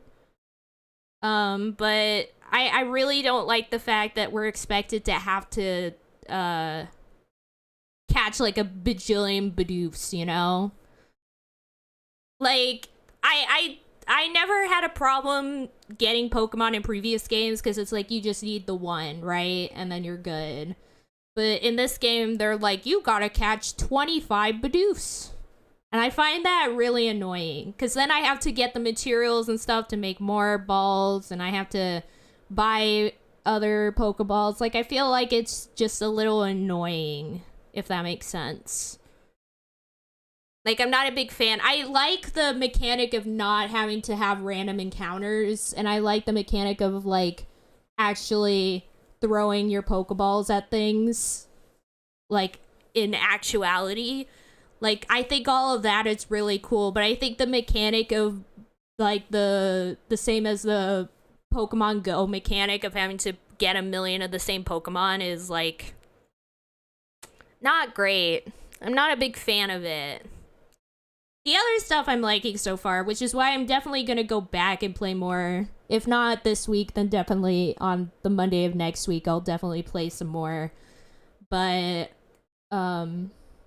those aspects are definitely putting me behind a little bit on it. Like, I'm kind of, like, not having... Like, the other stuff is pretty cool so far, but I definitely am not looking forward to having to catch, like, a ton of the same Pokemon. Not a big fan of that, but, you know, whatever. Anyways, I want to thank you everyone for joining again today. Let's raid Sinnoh, since it's been a while since I raided Sinnoh, actually. And Sinnoh is live. So let's head over there. Thank you everybody for joining today. I love all of y'all so much. Yeah, it's very grindy. I don't like the grindiness of it. That's exactly it. Like, I feel like it's a little too grindy for my tastes, I guess. And not in like a good way, in a very like tedious way. Like there's some games that are very grindy, but they feel almost like chill grinding. Like you're just kind of going through the motions and it's kind of relaxing. This game doesn't feel like that because you're constantly having to like wander around and sneak around and catch the same Pokemon, and I feel like you don't really get into the zone for it because it's too bleh. But yeah. Anyways, I'll see you guys next time. Bye-bye. I love you all.